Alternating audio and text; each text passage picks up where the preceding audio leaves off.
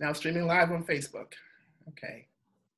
Good evening, everybody. This is your boy, Bill Foster. And today, in this segment of Real Talk Chronicles, I have the men's roundtable. I have three dynamic individuals hanging out with me today. My brothers from Harlem. And we're going to just kick it. We're going to have an old school real talk today. We're going to talk about a plethora of things. But first, I'm going to let them introduce themselves. I'm going to start with Musa. Go ahead, Musa. Introduce yourself, please. Oh, so I start first. Yes, sir. Okay. Hello, everybody. I'm Musa Jackson. I'm born and raised in Harlem. I'm an event producer. I have my own business. I do a lot of productions up here in Harlem, mostly signature events, such as opening restaurants, working with different cultural institutions, i.e. Like the Apollo, Schaumburg, Harlem Stage, places like that. And was a former model, one of the first, definitely from Harlem, the first Gap model, Black African-American Gap model. Right. And sort of parlayed that from being in the industry at an early age, I parlayed that into working in film, behind the scenes in fashion, working for different magazines. And currently I'm about to launch an online magazine, which will deal with culture, art, kind of taking it from Harlem and maybe going around the world. Tons of my contacts that I have. So that's kind of what I do, besides working with a lot of these brothers that are here tonight, in terms of just working within my community. And hey, they call me the Harlem ambassador. So exactly. I've done something well. Appreciate you. Ivo, introduce yourself and what you do, brother, please. Absolutely, absolutely. Thank you, Bill. Good evening, everyone. Ivo Philbert. I am VP of External Relations for the Jackie Robinson Foundation, where I oversee all of our external stakeholder relationships and also oversee temporarily our communications efforts. One of the highlights of my role at the foundation is I get the opportunity to take our freshman college students to Tanzania every year. And this year we're actually taking them to Ghana, but of course, you know, Corona changed that. So we're gonna push that off for about another year or so until we figure out what's going on. From the US Virgin Islands, I'm wearing this shirt intentionally, VI Strong, because this represents post-hurricane and the resiliency of our people. And certainly as we deal with this COVID-19 pandemic, I want to remind us of how resilient we are as a people to get through this. So happy to be here. I'm also very involved in the Harlem community. Many of you know that I do the Caribbean Thursdays at Cove Lounge every Thursday. Yes. And also I just support a lot of the nonprofit organizations, the Councilman Foundation, Harlem Eat Up Foundation, and I support a lot of the restaurants and business owners in Harlem. So just happy to be here. Thank you, appreciate it. And last but not least, my namesake, Brother Bill. Go ahead. Brother Bill, Ivo, Musa, my brothers, man, thank you for having me on with you guys. As you know, Billy Council go by I wear many hats: basketball coach, mentor, founder of Council Him Foundation, which is a mentoring program for young boys of color who aspire to be into entertainment and sports. You can't forget about Cove, you know, shout out to Aaliyah. Thank you, Ivo, for your Caribbean Thursday support, and also Musa, you're always, you know, supporting us, and I appreciate that. You know, I'm a born Harlemite, you know, from conception. That's where I'm born and raised. You know, also community activist, very community oriented. You know, trying to, you know, just keep the essence of Harlem together. Yeah, that's what's up. I appreciate it, and thank you all you brothers for definitely coming to my Harlem Nights. Definitely. I'm very excited about doing this show with you guys because there is a connection, you know, first us being Harlem Nights, also being event planners, also doing a community activist standpoint. We all have some kind of input in that aspect. So without that, I mean, that's just who we are as men doing what we do. Now, I want to ask you, COVID-19, coronavirus, this pandemic, this shit is crazy. I mean, where we are in our world today. First and foremost, I'm going to ask you by show of hands, has it affected anybody here right now? Absolutely. Exactly. Absolutely. So with that being said, I'm going to start with you, Ivo, and please elaborate how it's affected you, and I'll go with you, Billy, then I'll end up with you, Musa. So go ahead, Ivo. All right, Bill, thank you. Well, fortunately, I have not had to deal with it personally, as I have not had COVID-19, but people close to me have had it. Clay has had it, a dear friend of mine, and yes, I about him. Found out the other day, my friend Nate has suffered from it, almost died 3 times. He's on the mend, so I spoke to him. And I know a lot of people who have it and currently battling, but also friends of friends and family members of friends. So when you ask about if it's affected me, the answer is yes, right? Because I'm concerned about my friends and their families and trying to support any way I can. So when we went through this in the very early stages, there's a lot of stuff coming at us. So for me, I went through stage 1, confusion. Yes. It's all mean, what is really real and what's not real. And then stage 2 really was kind of sort of leveling off and sifting through all the stuff and understanding how this operates, how it impacts people. And the fact is, it impacts everyone differently based on their own makeup and all that kind of stuff. So we try to put these theories out there about, it does this to Black people, it does that. And I'm like, stop sending me those things. Everyone has a different story. And now it's really kind of managing through helping people to respond, but also how to prevent getting it and also be prepared for if you do get it. Because I recognized that was one of the things that I was doing. I was so busy working on not getting it. And after Clay went through it, I was like, wait a minute. If I get it and I live alone, what do I do? Who's going to take care? Yes. Am I prepared for that? So yes, it's had a major impact on me because I know so many people and so many people's people who've had it. Concerned, of course, because it's in the Virgin Islands where my mother is, and she doesn't quite understand it fully. So it's trying, I worry about her every day. And on top of that, I have a brother who is immunocompromised, right? So I worry about him every day. So yes, it's had an impact. Wow. Respect to your family. And we're going to talk about your family too and later on during the show. Brother Bill, how has it affected you? Affected me in many ways. You have, I have close friends who's actually still in the hospital now. One of my friends who I coach with, he's, has been in the hospital for the last 4 weeks and, in a coma. It's tough. Last night I just lost my aunt. She passed away last night about 10 o'clock. So, condolences. Thank you. It affects us in many ways, and especially, especially with me, like Ivo said, living alone is kind of like, what happens, right? What happens when you do get sick? What do you do? Like, who do you call? Who comes take care of you? And it affects. And as you all know, we talk about this later, it affects me as a dad, not being able to connect with my kids as close as I am, especially with my little one who I haven't seen in 2 months, which is a rare, So it definitely like hit home last night, when I got the phone call from my, from my mom, and then there was a couple of business colleagues that Ivo and I had did business with I counsel him foundation, who passed away, and then his mother passed away.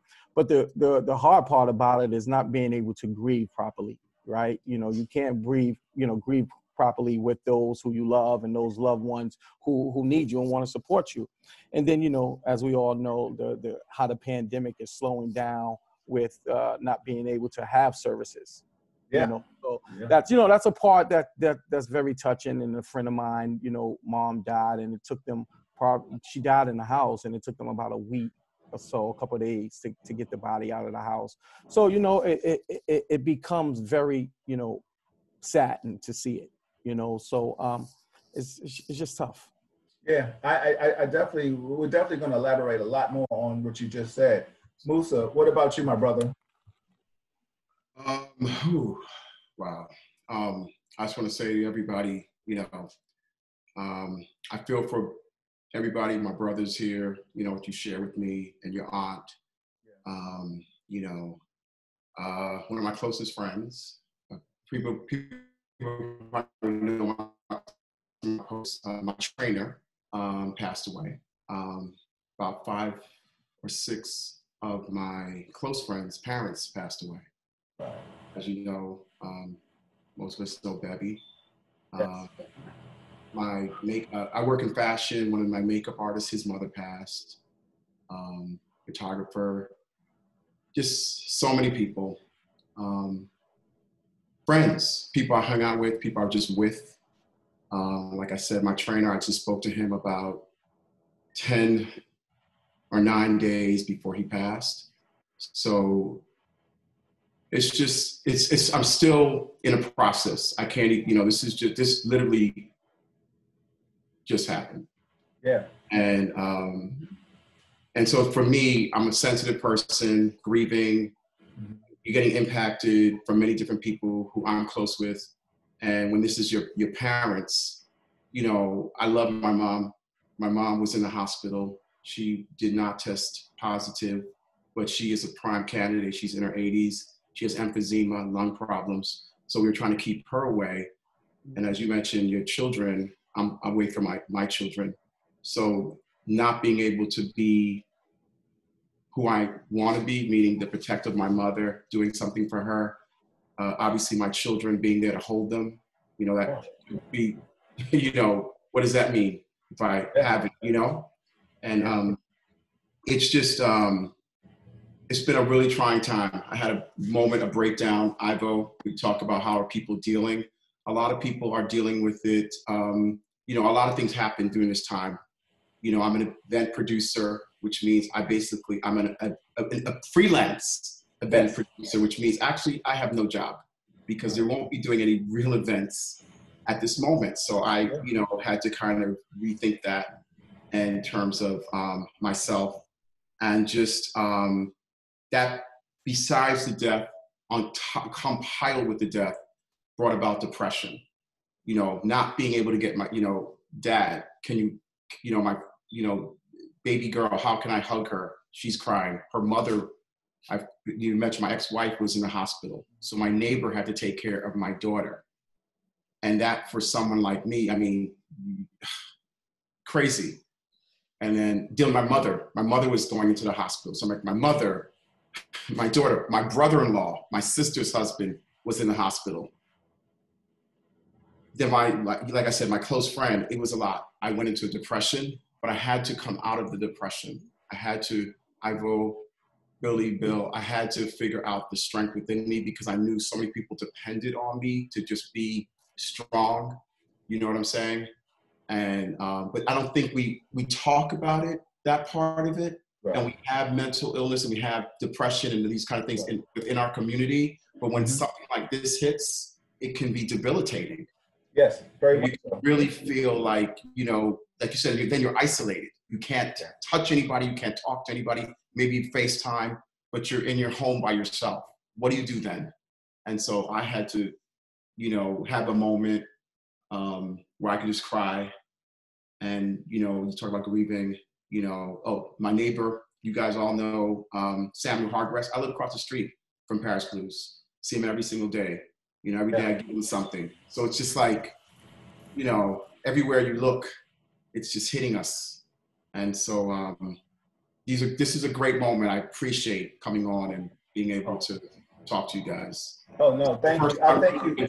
This is the first time I really talked about it like this.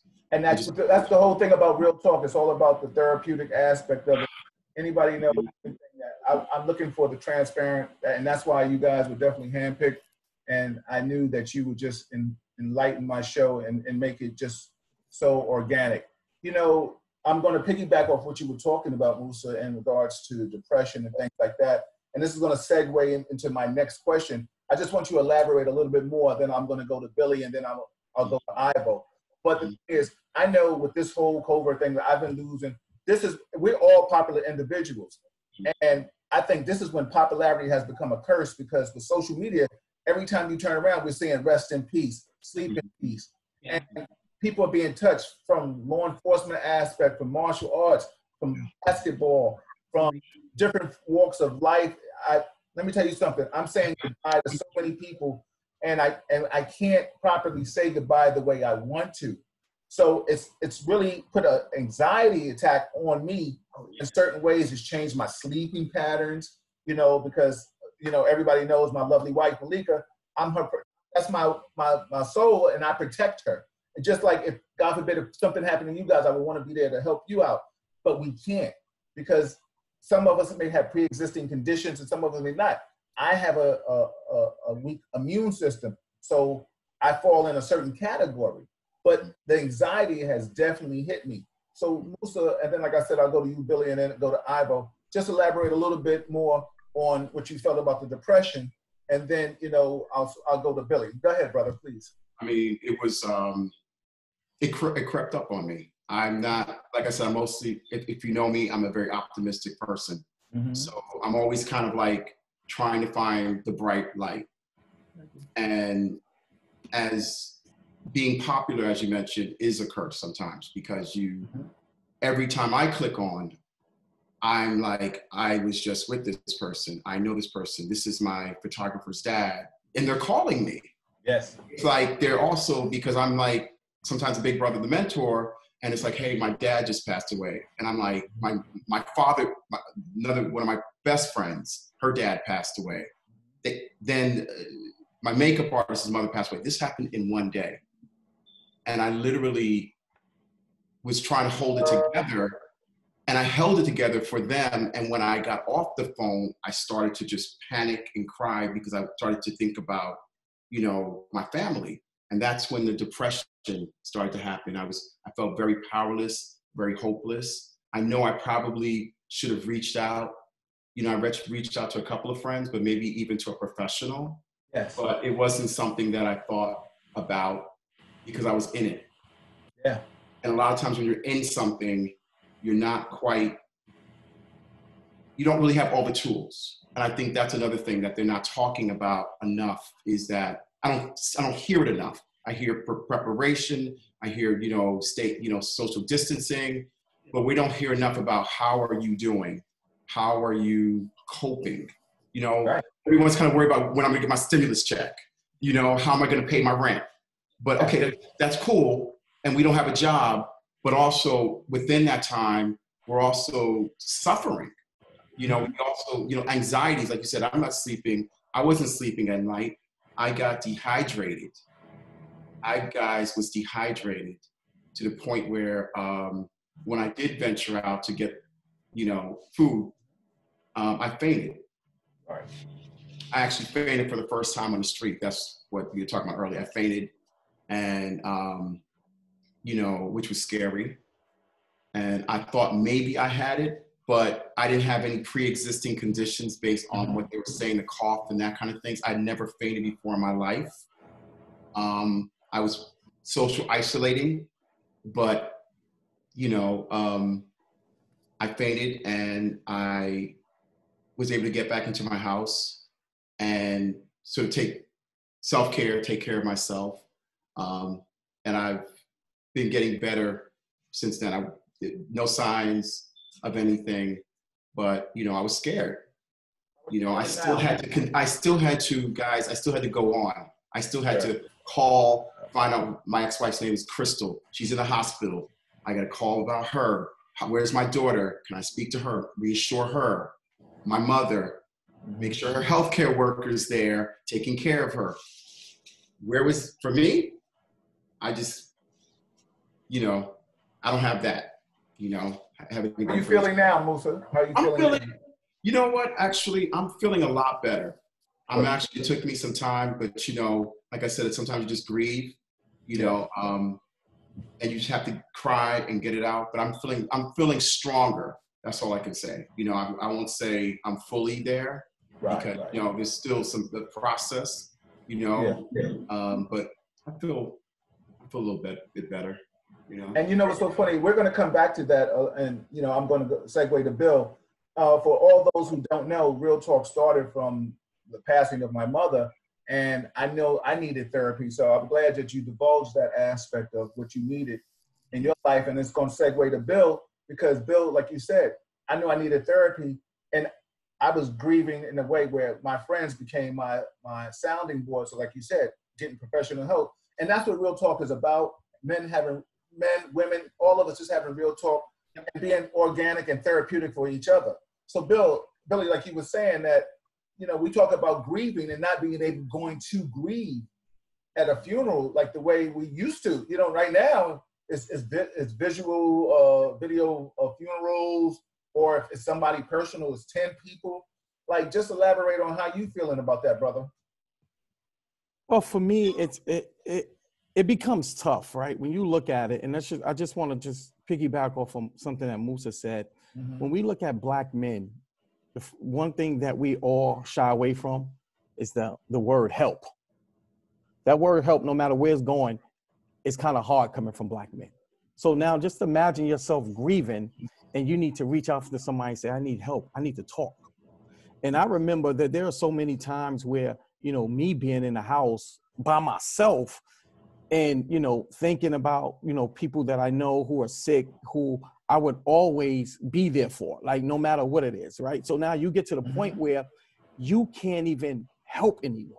You can pick up the phone, but people like me, you, Bill, like when we all see each other, the first thing we do, we hug and embrace. Exactly. Right? So when I know a friend of mine is going through something, I got to go and stand 10 feet away from them to talk to them. Yes. And sometimes the one thing that we all need is just that hug. Just that hug to say that, yo, it's going to be all right. We're going to get through it together. You know, so sometimes words, you know, are great, but them hugs and not just walk with somebody and just putting your arms around them like, little bro, it's going to be okay. So it's been tough, right? And then it's tough. Like, I got a phone call from one of my best friends who live in Atlanta, and her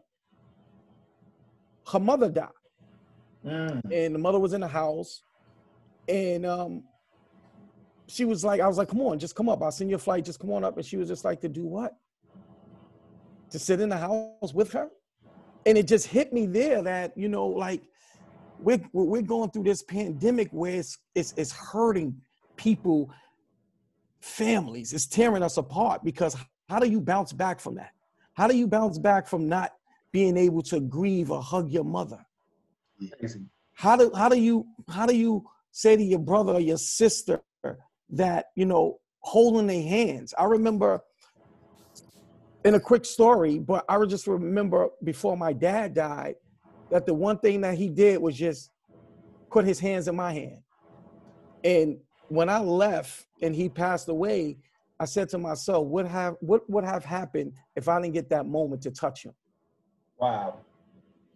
Right? So it becomes so Black men, me, you, Ivo, Musa, we get so caught up with, like, we need to be men. We need to be the man in our family. And sometimes just want to cry. Like, I remember when I called Ivo one day, and Ivo was like, what's wrong? And Ivo felt the conversation that we were having, that said nothing. Like, brother, something going on. I was like, nothing. I was like, nothing is wrong. And then we had this conversation, and I just broke down and I started crying. Like, sometimes that outlet has to happen. And it took me a long time to say, it's okay for me to cry to somebody, right? To somebody that I love, that's like a brother to me. It's like, it's okay to release those tears. I didn't realize how therapeutic it was. Yes. Right? And then now, sitting in, you know, having this time to yourself where, you know, it's funny because when we all go through something, the first thing we do is we go outside and we put that mask on like there's nothing wrong. And then we see everybody, we shake their hands, but not realizing a lot of times when I was going through something, it became therapeutic for me. Yes. Right? Because I can suffer silently, but I can suffer with my friends or around people who who love me, right? So it becomes a little bit, you know, more easier when you can get out. But now when it's just like, you got to pick up the phone, and then I'm calling Musa, and Musa feeling a certain way. You know why? Because Musa's not working. Musa can't see his daughter. You know what I mean? It's just like, and then when Musa says something, it's like, okay, well, I'm upset because I don't have nobody to come and cook for me. You see what I'm saying? And like, it becomes real life. And, you know, this time, like, even talking now is just like something that you guys know I usually don't do, but it's like talking and publicly talking about issues that affect me, right? That affect all of us, right? And it becomes something that's therapeutic and something that's good for all of us. And, you know, so when I sit here and I listen to you guys talk, and I know each and every one of you guys personally, know your families, it becomes like, dog, I do have brothers that I can Yes. just call, that I can call and I can reach out to, and I can be like, yo, Musa, yo, Bill, I just need somebody to talk to. Right. You know, and I know we're going to get into it, but I remember when your aunt died and you and your wife was going down, I think I was going to DC for the funeral that evening, and we were sitting in Cove, and I told you guys what I had to do, and it was just like the hug and the embracement. I almost cried because it was just like I needed someone to just say, hey, this is what's about to happen, and I don't know what's going to happen afterwards. So I just think, one of the things I think we need to do is start reaching out to each other and not being afraid to talk, and not being afraid to tell each other like, yo, I love you. Like, what I mean? I need to talk. Give me a minute. You know what's so funny, Billy, like you're saying, I think if anything, it's a fool that doesn't take anything from this pandemic besides how to protect oneself. And like you're saying, just to piggyback off what you're saying, be able to converse and reach out to one another. Let me tell you something right now. I think I've reached and text people more than I've ever done in probably since the existence of Facebook and Instagram. Because any other time we could reach out and we look and see what you're doing by just typing in your name and be like, oh, okay, I like a picture and stuff like that. And somebody will say, oh, have you spoken to somebody? And be like, nah, but I saw him on Facebook. He good. He doing this. He doing that. But with this, I literally want to know if you're alive and breathing right now. That's the craziest aspect, that if I haven't taken anything besides just precautionary measures or becoming more of a germophobic than what I was, I'm definitely now reaching out to all my people just to say hi. So now I'm going to segue to you, Ivo, off of what Billy was saying. Go ahead, please elaborate on how you. Well, the first thing I'm going to say is anyone who has to bury a loved one today, I pray for nothing but strength for them. And that's whether or not it's an infliction from COVID or not, right? Because what they have to go through, I think of Bevy, and Bevy's dad was 90-something years old and loved him. And the fact that she had to do that and protect her 90-something-year-old mother and keep her 20 feet away at a funeral thing with only a few people. I mean, the things you got to go through. And how is she going to explain to her mother that, her partner of 50, 60-something years, and she can't go and grieve properly? So anyone who's going through that, I pray for their strength, right? Two is, Musa touched on this earlier about depression and people going through stuff. And those of us who are people persons, it's hard, right? Because we get our energy from connecting with people and we don't. And I know I'm pretty strong, have resilience, and barely suffer with that stuff. But I found myself on 3 different distinct occasions having anxiety, right? And I didn't know, at first I was like, wait a minute, why do I feel this way? There was something uneasy about me, my day, and there was just kind of this nervousness, this heart palpitation, and I recognized, I was like, okay, this has to be anxiety. But I had to learn to sit down and breathe through it, right? And you guys know I'm not the yoga guy, I'm not that, but I was like, okay, you got to sit down and breathe through this and get yourself through this, right? So one of the things that I do, and I think it's important, is I talk to a lot of my friends and I reach out and check on people, right? Because we can text and I'm good, but I want to hear your voice. Because I can tell from your voice if something is wrong or right? And I think that's so important. And I'm finding that I'm reaching out to people that I haven't spoken to in forever, and vice versa. People have been clicking on me because I'm in New York and we're the epicenter, and they're like, we just want to make sure you are okay. And I think it's important that we do those things.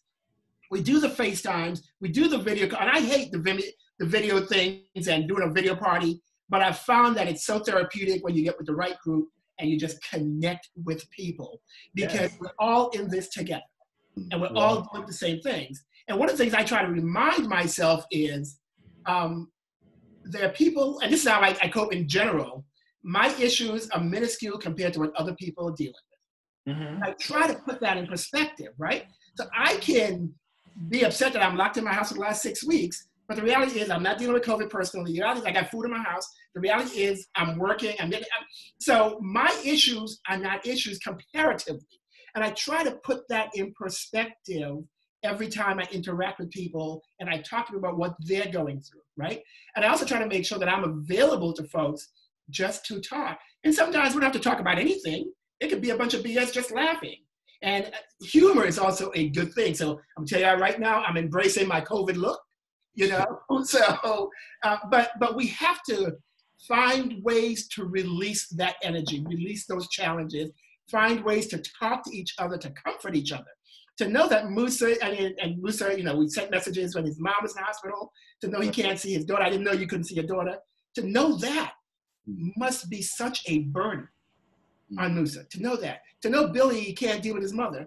And if we take it a step further, you know, when this first happened, I thought about flying to the VI to go be with my mom, but it hit me. I don't know if I'm a carrier. You know, I don't know what that is. My mother's 84 years old, or 83, 84, something like that. If I go there and I get her sick, what am I gonna, I can't afford to do that, right? So you start to think about your decisions very differently. So I have very comfortably stayed in my house for 6 weeks. Besides the grocery store and the pharmacy of the bank, that's it, you know? But then it's also important that we find things that's going to occupy our minds and our time. One of the things that I started doing, I've been cooking and baking. I've never baked before in my life, right? Yeah. So I'm baking bread, I'm baking cakes, I'm baking cookies. I'm like, you know, and on the weekends, which has become a thing, me and my wifey Sherry, we get on a video chat and we cook together and then we call people and have a conversation for 15, 20 minutes with different people and, you know, just rotate people we talk to and just laugh. And we got to do that. But it's important that we check on each other. Bill, you've called me and checked on me. You and Malika have. You good? You need anything? You know, and we have to remember to do that to each other because unfortunately, we don't control what's happening with this pandemic. And we have to know to control the things that we can control and not be worried about the things that we cannot control. You know, so. And you know what's so funny? So all of you so eloquently put something in the proper perspective. I'm going to go to you, Billy, with this question. All of you have family members, parents, still have parents living, and I don't.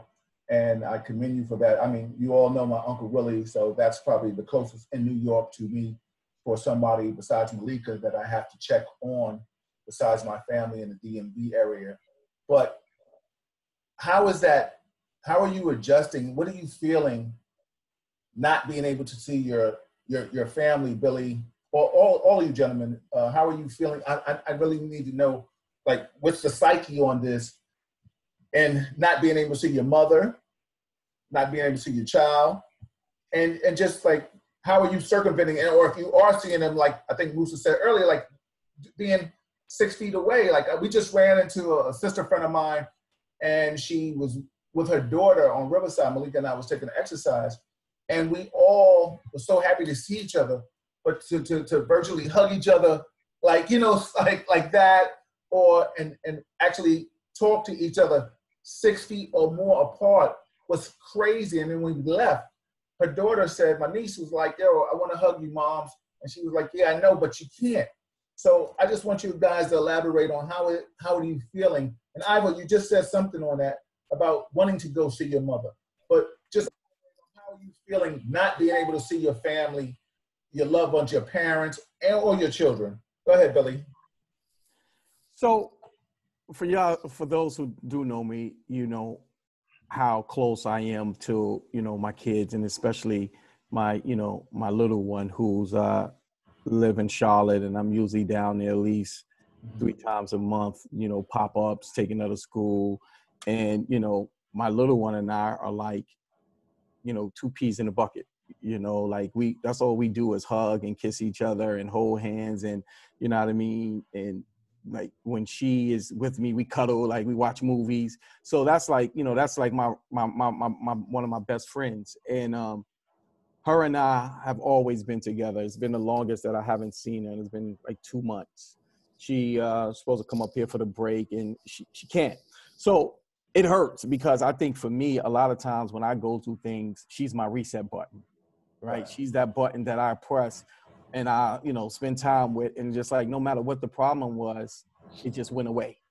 right? And I just think about those times that her and I spend together. And the one thing that we do most of the time is just get on each other's nerve. But I just think, that's just daddy, that's, she's a girl. She's my baby.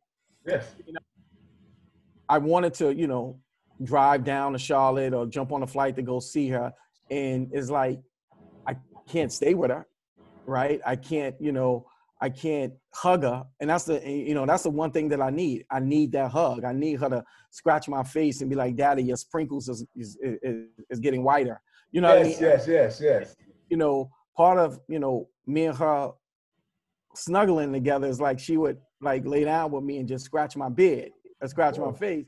And it's just like she can't do that, right? So that becomes a little bit challenging for me. And, there's been a couple of times that her and I got on the phone and FaceTime and we kind of cried because she wanted me to do something with her, and I couldn't. But then on a darker note, it becomes my mom. My mom is like, I'm her only boy, right? My mom has six daughters. So I'm the only boy. So, right then and there, me and mom is extremely close. A couple months ago, probably about 2 months ago, and Bill, Malika was, talking to me just the day before I left. Mom had to have a hysterectomy because mom has ovarian cancer. And, that was, and, my mom has always been optimistic and she's always been like the happy-go-lucky person. And, when, I went down there, she's like, okay, I'm just gonna go into surgery. Everything's gonna be fine. I'm gonna come out, it's gonna be good. And I'm sitting there worried to death, like, something's gonna happen to my mom. I don't think I'll be good for anybody. And she came out, she did well, and I stayed down there in the hospital with her. I was down there, and she's in Norfolk, Virginia for about a week. And I came back, and just when I came back, this pandemic started to happen. And I wanted to rush down to Norfolk just to spend time with her. And it was just like, no, you can't. Right. So just imagine somebody saying, your mother's alive, your mother's good, but you can't go see her. Crazy. That's crazy. Like you can't go see your daughter. There's no issues with family court or anything, but you just can't go see her because you don't want to get her sick, right? And you don't know if you're asymptomatic. So if you're going to go down there, there's a possibility that you're going to get her sick, you're going to get her mom sick, and that her whole household going to be sick, right? You see what I'm saying? So It becomes hard. And then when you think about my mom, right, who is like the strongest woman that I know, like, she's been battling cancer for almost 15 years, right? Whether it's breast cancer, now it's the ovarian cancer. And it's just like, when I went to see my mom, it was just like, I hugged her and I just felt her body so small, like it just broke me down in tears. And I looked at one of my sisters and my sister said, don't cry. Right. So now when I speak to my mom, and I'm thankful that my sisters, got my mom an iPhone. So now my mom can video chat, and, my mom, her hair fall, she's, doesn't have any hair. So we joke, like I call her my little Yoda. Right. And you know what I mean? And that's our joke because, like Ivo said, laughter in this time helps everybody. Right. Yes. So it's tough. Right. And the weird thing is I'm on the phone with my mom. I don't know how to cook, but I'm on the phone with my mom. She's giving me recipes and put the milk in the eggs and do this and do that. And I'm getting frustrated with her because I'm like, Ma, like I can't do it. It's not working for me. The mashed potatoes are not coming out right. The rice is still mushy. What you want me to do? Sure. Yeah, right. Then I wind up not cooking nothing. And then I'm sitting in the house, eating some ramen, oodles and noodles. And it's just like, all right, Ma, come on, let's try this again. And then she'll walk me through it. So it's been tough, but I've been trying to, just pray that, I get the chance to hug her, and and hopefully nothing happens to a way where, I'm not going to hug her again. Right. And those are the things that you think about, right? Because, she has cancer. So like her immune system is like, she'll catch a cold in the summertime when it's 95 degrees. Yeah. So it's tough. And the only thing that you can do is just look forward to those conversations and look forward to those laughters. And like, I remember my mom would call me and I may be working for doing something. I'd be like, all right, I'll call her back. Yeah. Right. But now can't take that for granted. Can't take for granted. Man. So now I don't care what I'm doing. Like, oh, mom, you okay? What's happening? Yeah. You good? What you want? You know? And it's something that I'm always gonna tell you guys, right? Do not go a minute without telling people how you feel about them. Do not go a minute without telling people that you love them, regardless of how you think they're gonna react to it. Just tell them. Just let them know, right? Because the worst thing to do is letting somebody leave here and you didn't tell them everything that you wanted to tell them. Yeah, I can honestly say from a person that's lost both parents, you will go through, and I'm saying this to you all, don't go through it.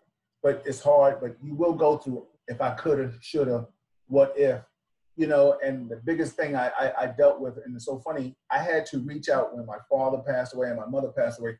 I had to reach out to people that had lost someone already to help me. Like I reached out to Red Alert, reached out to my man, Reggie Johnson. Like, you know, he was managing Mary J. Blige at the time. Like I had to reach out to these individuals because Red had already lost his mother and Reggie had lost his mother.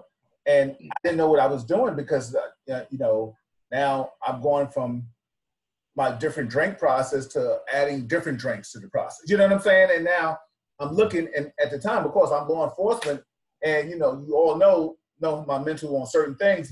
Now I'm legal, but I really got to fall back from a certain aspect of this because, like, yo, I'll put foot to your ass. You know what I'm saying? Like, and I'm legal, and I got a gun on top of that. You know what I'm saying? Right.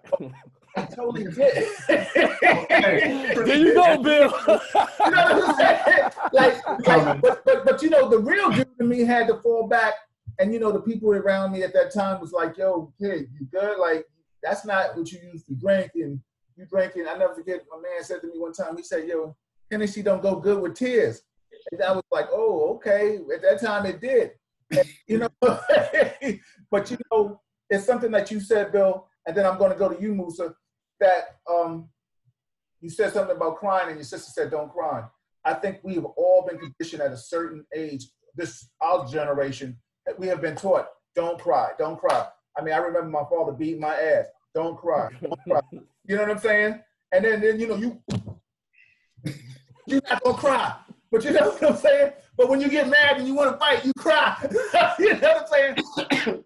And I will say this, and I'm coming to you, Musa, but when I lost my parents, let me tell you something. Boy, when you talk about putting on the shower, I cried. Oh, my God, I cried. And I felt like I left so many emotions out. And the last time I remember when my father passed away in 96. I hadn't cried since my grandmother passed when I was 13 years old. So you're talking about from 70-something to 96. I did not cry all those years. So when my father passed away, I have become the emotional dude. Like, don't play with my feelings, you know what I'm saying? I mean, we're a sensitive dude. But I cry, and then when my mother passed, I cried. So I get what you're saying. When, like, you want to cry. So I say this to anybody out there that's listening to us right now, being transparent, you hold back tears, you're only hurting yourself eternally because now you're going to get high blood pressure, emotionals, heart, and stuff like that. So let that shit out because there ain't nothing wrong with some fucking tears. You know what I'm saying? Go ahead, Musa. True. Gosh, you know, it's funny. I'm actually a person who will cry.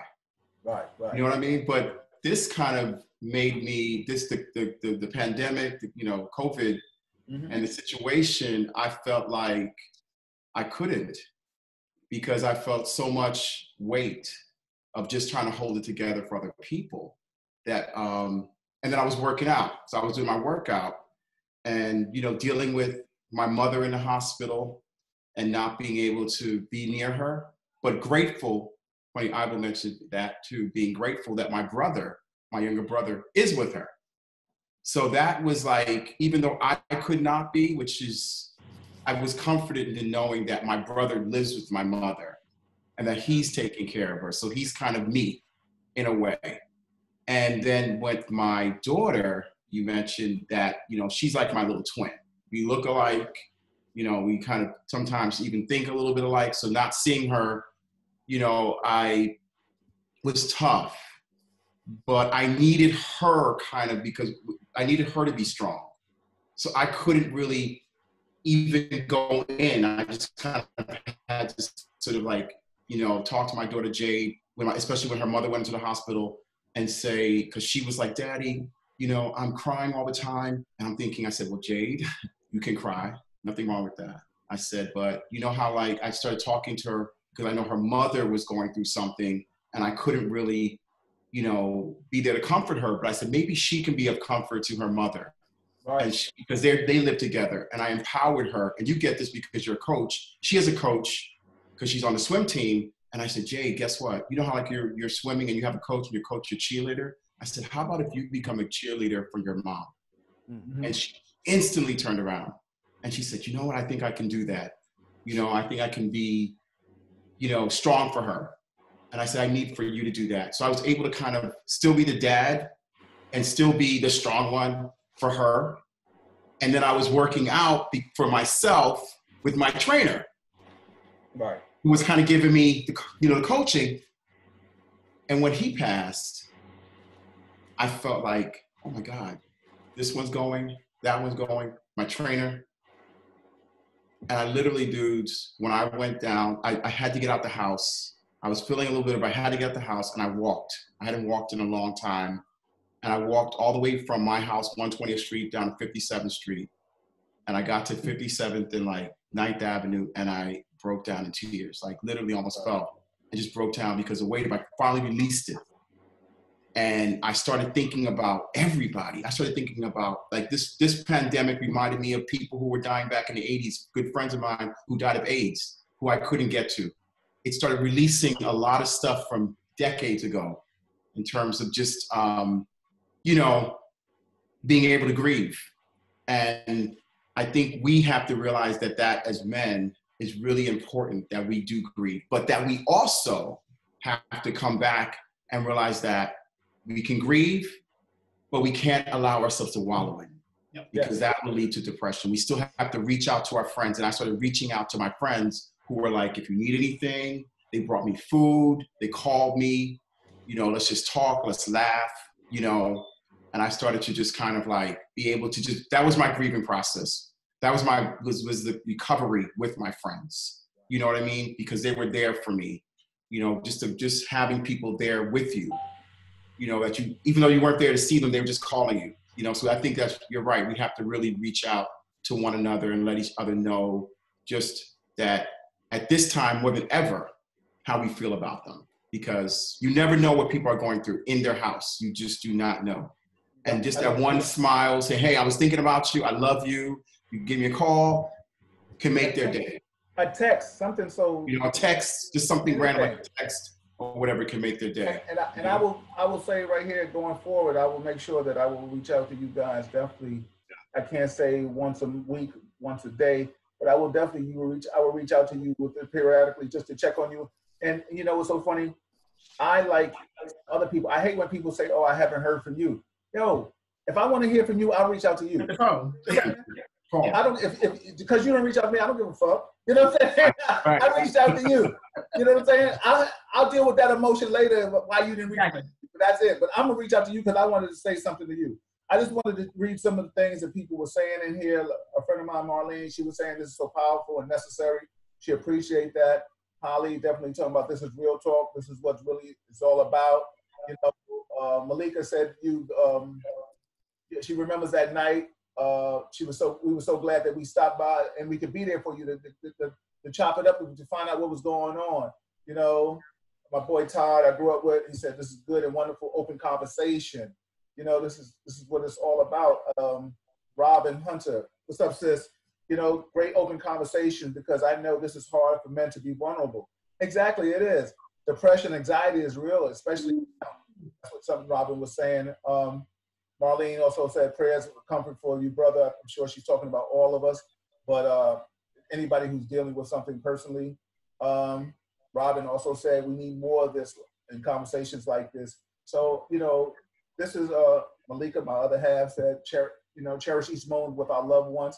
So absolutely, because she's going through it right now, the fact that she can't see her mother like she used to see her mother. So, you know what I'm saying? And when we talk about relationships, the fact that when she hurts, I feel now. You know what I'm saying? Being a married couple, I get it right now. You know, before, oblivious, you know, when you're in a relationship, you're like, okay, once you leave, you can kind of separate and distance yourself from that. But like you said, when we're dealing with our friends, Clay, or anybody that we love, and they're sick, it worries us. People out there understand that it's like the one injury connected to the next injury connects to something. And what I mean by that is that if you have one thing bothers you, it affects another part of your body. Like if you worry about something, puts on stress. Stress may come with high blood pressure, you know, anxiety, you know what I'm saying, because, or something else. Now, you know, if you have any pre-existing conditions, your blood pressure goes up, your diabetes, or whatever things come. So you have to understand what will you have to do for each other and take care of each other. I want to ask you guys a question. Bill, before you go to the next question, though, I wanted to go ahead. Touch base on, Billy talked about, again, the whole, his mother and not being able to hug her. And what you guys don't know is I'm now at a point where, whether it's at work or wherever, if my mother calls, the world stops. And y'all don't know that I had a conversation with her while we were on this phone.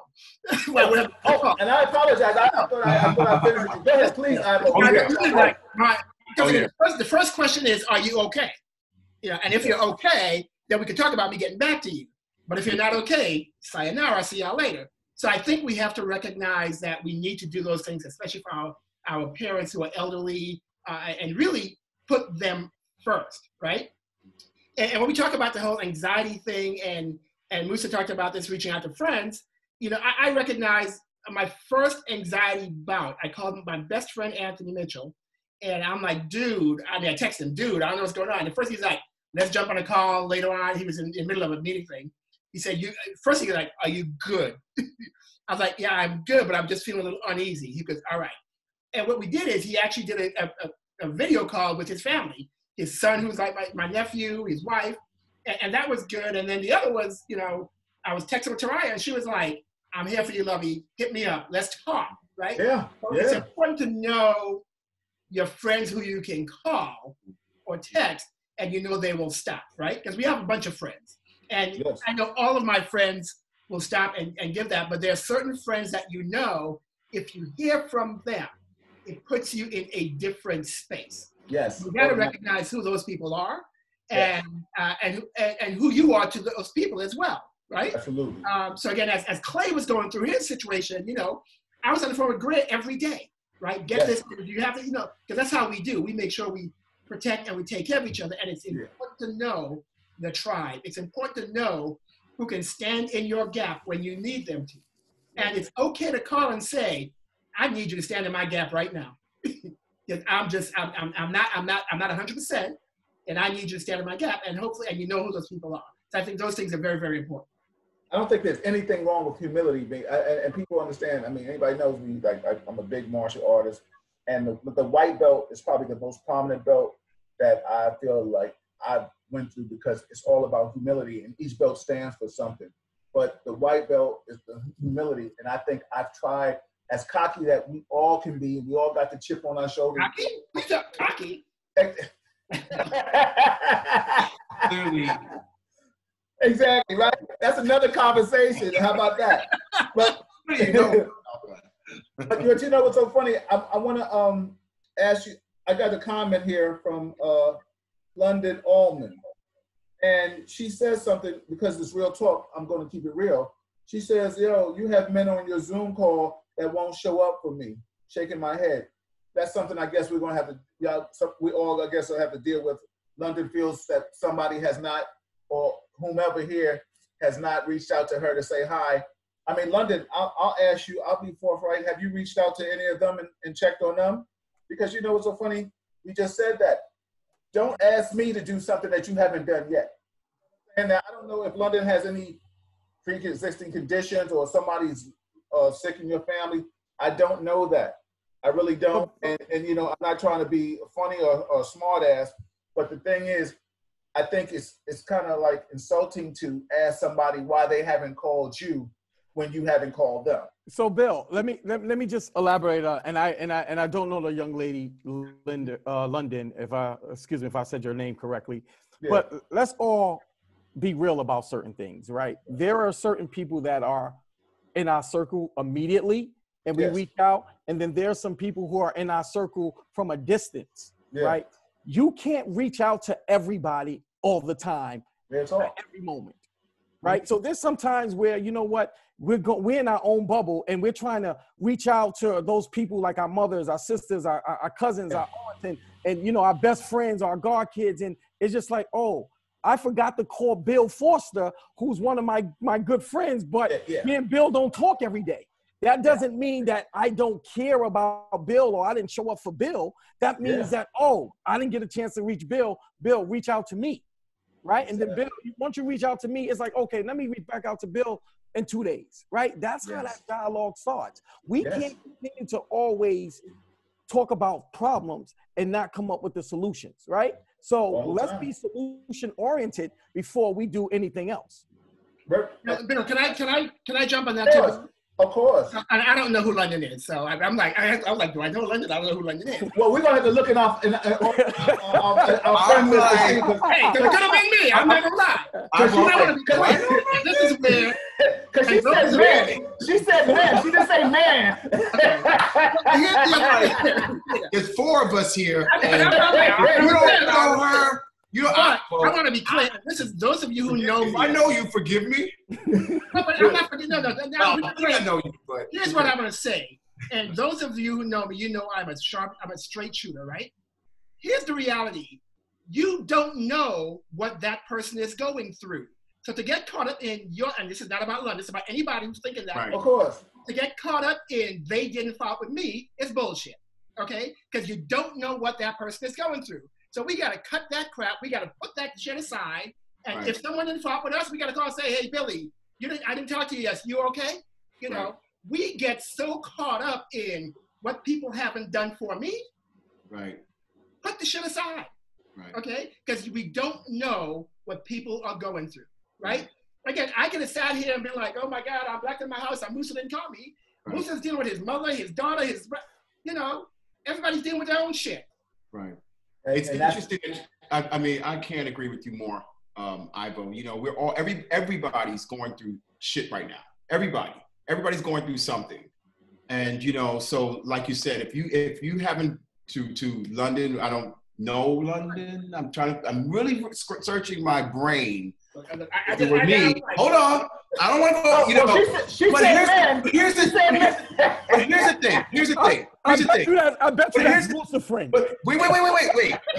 Hold on. But here's the thing. As Ivo said, right now we're dealing with not only with ourselves, with our close family that we have to be connected to. You know, we're here. Bill is like my brother. We know him. You say Bill Foster, there's no doubt, you know, that we know Bill. So if we're not there, we don't really know you that well or have maybe met you. And it's not like we're trying to avoid you at all, but we're going through a pandemic, sweetheart. We're going through a crisis, dealing with jobs, loss, death, and to not get back, I want you to think about that because you made a call and you said something, and I think you need to think about that for yourself. I want to make sure that we're not crucifying London, right? We're not crucifying London. We're not crucifying her, but London gave us a platform. She gave us a topic, and we just took it and ran with it. Hey, this is real talk. Yeah, that's real talk. London, ain't nobody shooting jabs at you, but the bottom line is you typed it in, so you thought about it and you expressed it. So when you thought about it, you typed it. You wanted it to be heard. So I read it because that's the dude I am. I'm just real talk. And I put it in, and that's what this forum is about, real talk. And I just gave it to you. Love, though. Exactly. Bill, here's what I'm offering to London. London, tag me on Facebook. I vote Philbert, and we can have a conversation. Just, again, check in. There we go. I think we need that, right? Right. We need that. I don't have to know her to be able to talk to her and make sure she's good. Right. And we need to do that where we can. Right. And London, let me just tell you something. If I'm one of those individuals, because after I get off, I will check the friend list and to see. And I'll tell you, the bottom line is, before you make a comment like that, and this is just me keeping it 100 and being real and honest and not being disrespectful, ask me what I've been going through first, right? And then I can tell you why I haven't reached out. But the bottom line is, if you love me like you want me to love you, then love me back. Because just say to me, yo, B, how are you? Because you don't know what I'm going through. Yes. You know what I'm saying? I might be sitting in here banging my head on the wall. Just because I come on Real Talk or Facebook Live or you see me in the street from afar, don't mean all my shit is together. Because let me tell you something, the outer is never the appearance of the inner. Let me say, there's a lot of us walking around like we got it together, and we really don't have it together emotionally, mentally, because right now, this is what Real Talk is about. We out here expressing our emotions, and we want to be understood, not judged. You know what I'm saying? That's just Real Talk with that. I just want to go on to another topic, because in London, we're going to check on you, sis. Right. What this has changed our whole way of life. What are we doing if you don't have pre-existing conditions? Some of us do, some of us don't. But what are you doing health-wise to take care of yourself, to make sure that, God forbid, something doesn't happen, you know, while you're in the house? Because, you know, maybe, avid gym rats. Musa and I, we work out on Saturday to get, you know, I've done a lot of things. Now I'm doing virtual martial arts. You know what I'm saying? Like, life has changed and all that. And we're going to talk about that later. But I just want to stay on the health issue right now. And right now, Malika and I, we're trying to at least do 2 miles a day, walking every day, put something on, you know, burn some kind of calories. So I'm going to start with you, Ivo. Then I'll go to Billy, and then I'll end up with you, Musa. So, Ivo, are you doing anything? I know you're cooking. Your hand game is great right now. I think I'm going backwards, Billy. But actually, one of my mentees has just started his fitness business, and he's actually texted me like a million times in the last 2 days because I have not followed up and done my meal plan like I'm supposed to. So I'm attempting to start that. I'm not out as much as I used to. Well, I'm not out at all. So I'm not cocktailing, because I don't really cocktail at home. I'm having a cocktail tonight, but I don't really cocktail at home, which is a good thing. My doctor will be happy. I'm checking my blood pressure twice a day just to make sure. You know, so I do plan to start the exercise routine. That's good.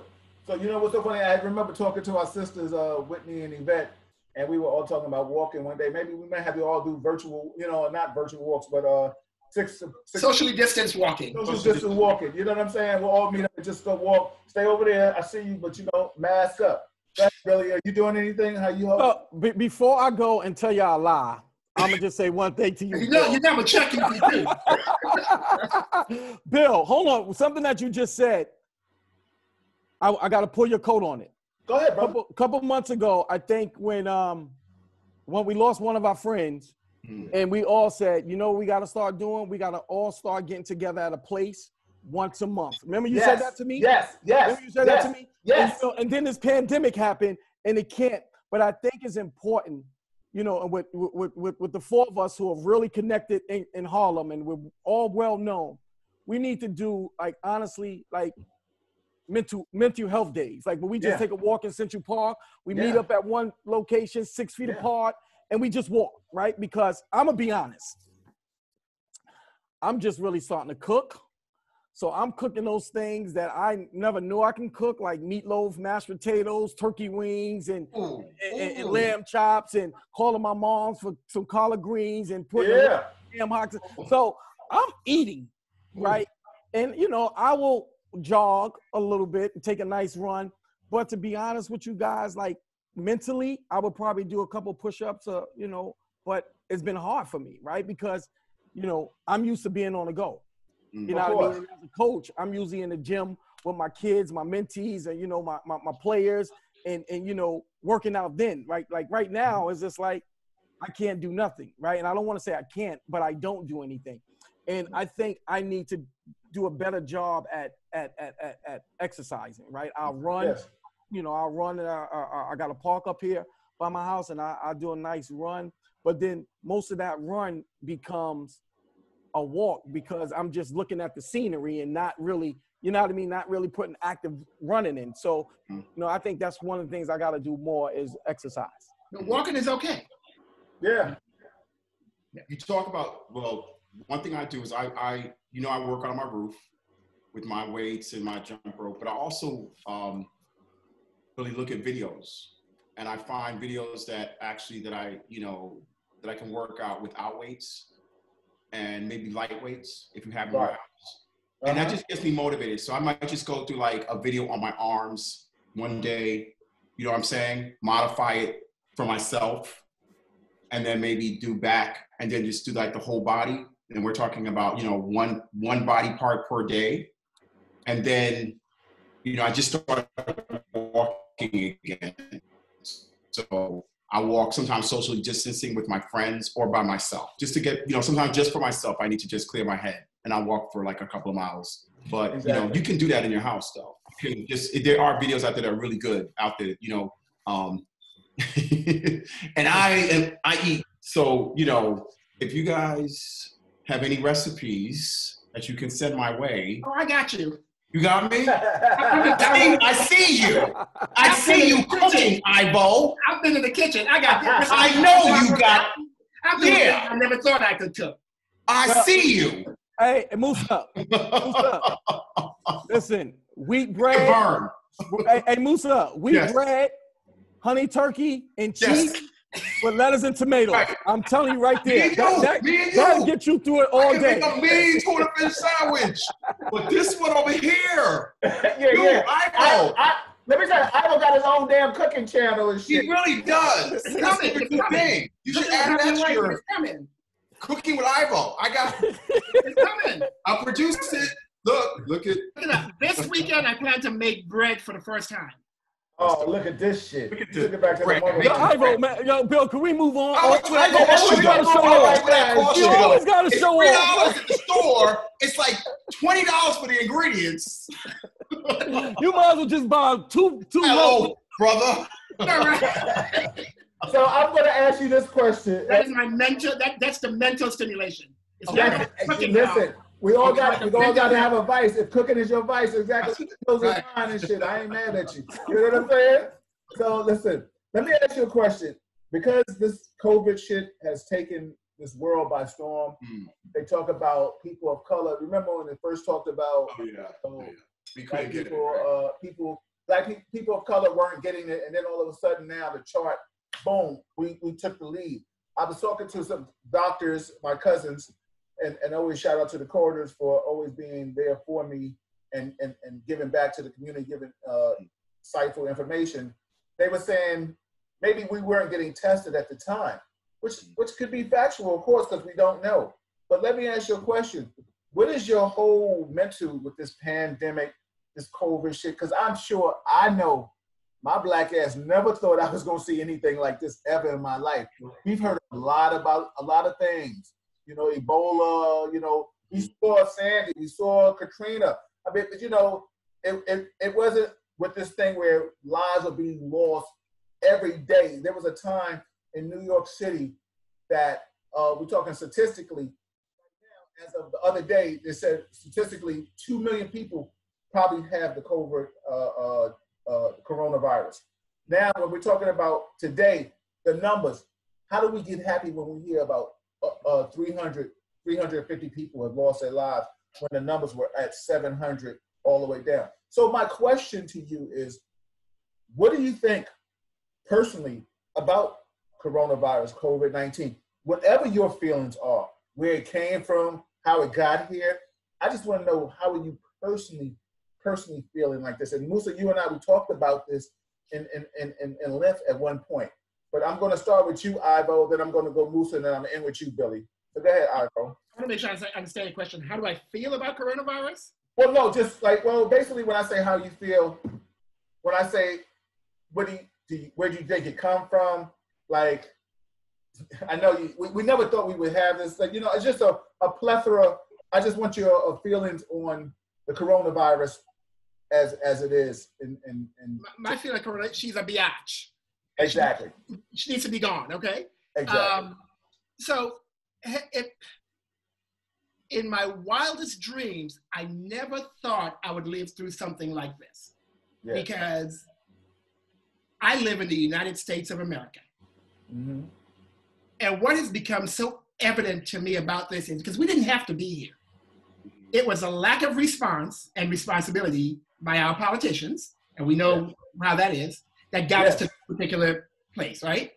The other thing I think that we have to be accountable for is all of these conspiracy theories about what coronavirus is and how it impacts Black people. And I'm tired of people sending me bullshit about Black people this, Black people that, Black people this, right? And we have to learn to sift through the stuff and get the right information and deal with it accordingly. So I never thought we would be here at all. So it's been one of those, sometimes I really think I'm still in a dream, I'm still dreaming. Yeah. And I'm gonna wake up from this nightmare that is coronavirus, well, COVID-19. And I'm gonna wake up from this nightmare and be like, oh, damn, that was a long dream. Knowing it's not, but I'm hoping that we get through this quickly. But we know what this has done for me is also fueled my interest and passion for we have to push us to be more active politically, to be more engaged with our community, because we have to help to educate our people. I still see people out here on the streets who don't get it, right? Yes. Because, you know, the Black folks this, and now there's a video circulating about a nurse that talks about something with Black people. I'm like, stop sending me that bullshit, okay? Because, and you asked the question, Bill, about how do we get excited about 300 versus 700? Yeah. I mean, I can't get excited. As long as one person is down, I can't be excited. Exactly. I'm just sorry, because that is a life lost. So I'm praying we get out of this soon. Yes, I totally do. Brother Bill? Or is it Musa? Which one? Yes, go ahead. Either one. Billy? Okay, me. I don't think we're going to get out this soon. It's my feeling. I think that from what I understand about this is a whole nother level of shit. Well, we can pray for it though, Musa. We can pray about it. We're going to pray. We're going to pray. From my understanding, because the thing is, when we talk about soon, I think life as we know it is going to be a different situation. I think we more or less kind of prepare for that, meaning people, this is after this or during, right? People are traumatized. So even when we come out of it, there's a level of how do we really reconnect? It won't be the same. You know what I mean? Would you want to go to a packed theater in June? I don't think so. Yeah. So we got to like sort of think about the process of that. You know what I mean? That's what I've been thinking about more, you know, besides social distancing, besides, you know, working out, staying well, all that, what is that going to feel like? This is something that has really altered our existence. Yes. And I mean, I feel that. This is just, you know, this is real talk. This is, you know, I don't have any magic ball and this is what it's going to look like. But I do know that nothing like this has ever happened to us, which means if it's happened once, there's a possibility it could come again. Which there's always that fear. It's going to come in September. It says it's going to right? Yes. Right? Because we had Ebola, now we have this and whatever. You know what I mean? So we're because of this, it's like we're going to always be on alert. You know what I mean? And I think that, you know, it's just something that I don't think any of us could ever imagine. I don't even know how to think about it because, like I said, people are still wondering how they're going to pay for rent. Yeah. Real talk. How we're going to pay for mortgages, how we're going to pay for car notes when there's no income. And the only thing that you can really do is stay in the house and social distance. You know what I mean? But these things are still accumulating. And the stimulus check that they're going to give us isn't going to cover, well, you're going to cover my bill. You know what I mean? It might make a little scratch. Yeah. It's not, and then for a lot of us, it's late. It hasn't even gotten here yet. And that's something that none of us are, I mean, we're talking about it, this check, this magical check. Some have got it, but not everyone has got it. So the life right now, in terms of what it's done, just the, you know, the COVID, you know, on top of the tremendous loss and dealing with that, you know, dealing with like, you know, having to, like I said, really, you know, how do you grieve when you can't grieve? When you can't do a proper, Black people, we do funerals, you know, we can't do that. We can't really properly grieve, you know, so it's different. It's a different moment. It's one of these things that you really wrestle with. You know what I mean? Like you're really kind of like, you're just in it. You know, this is one of those things where I'm looking at and I'm saying, I don't have any magic ball. They're talking about, you know, the summertime, we're going to kind of roll things out, but then what is it? Dr. Fauci said possibly reoccurring in fall. This is a real talk, right? reoccurring in fall. Are we prepared for that? Crazy. You know what I mean? Like, really, are we prepared for a second wave of this? Because once people go out and they start to reopen things, right? What's the possibility of a reactivation of this, of the numbers spiking again? You know, so I'm going to be honest with you. I'm a little paranoid about a reopening. I'm a little paranoid. You know, I'm not completely paranoid, but you know, I'm on a safety tip, meaning that someone who does events, who's used to putting crowds together, who you know, known for that, known for putting people, we all are, you know, with the person who wants to host it, be in a room with 100 people again at this moment. Yeah. It's a real talk, you know. Definitely want to see everybody. I love everybody, miss everybody so much. I want that hug, you know, from everybody, definitely on this panel and beyond. But at the same time, we're like, yo, this is some real fucking shit. That we're in. It's crazy. It's crazy. It really is. I wish it were that easy that in a month it's going to be over and we go back to normal. I wish it were like that. And I don't feel it is. You know, I really don't. It's going to be around for a long time. The ramifications of it, and it's going to be around for a long time. Yeah. Go ahead, Brother Bill. We talk about, as I sit here and I listen to everyone, and I,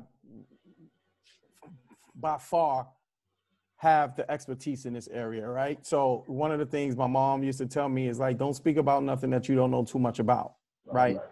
And we talk about educate, right?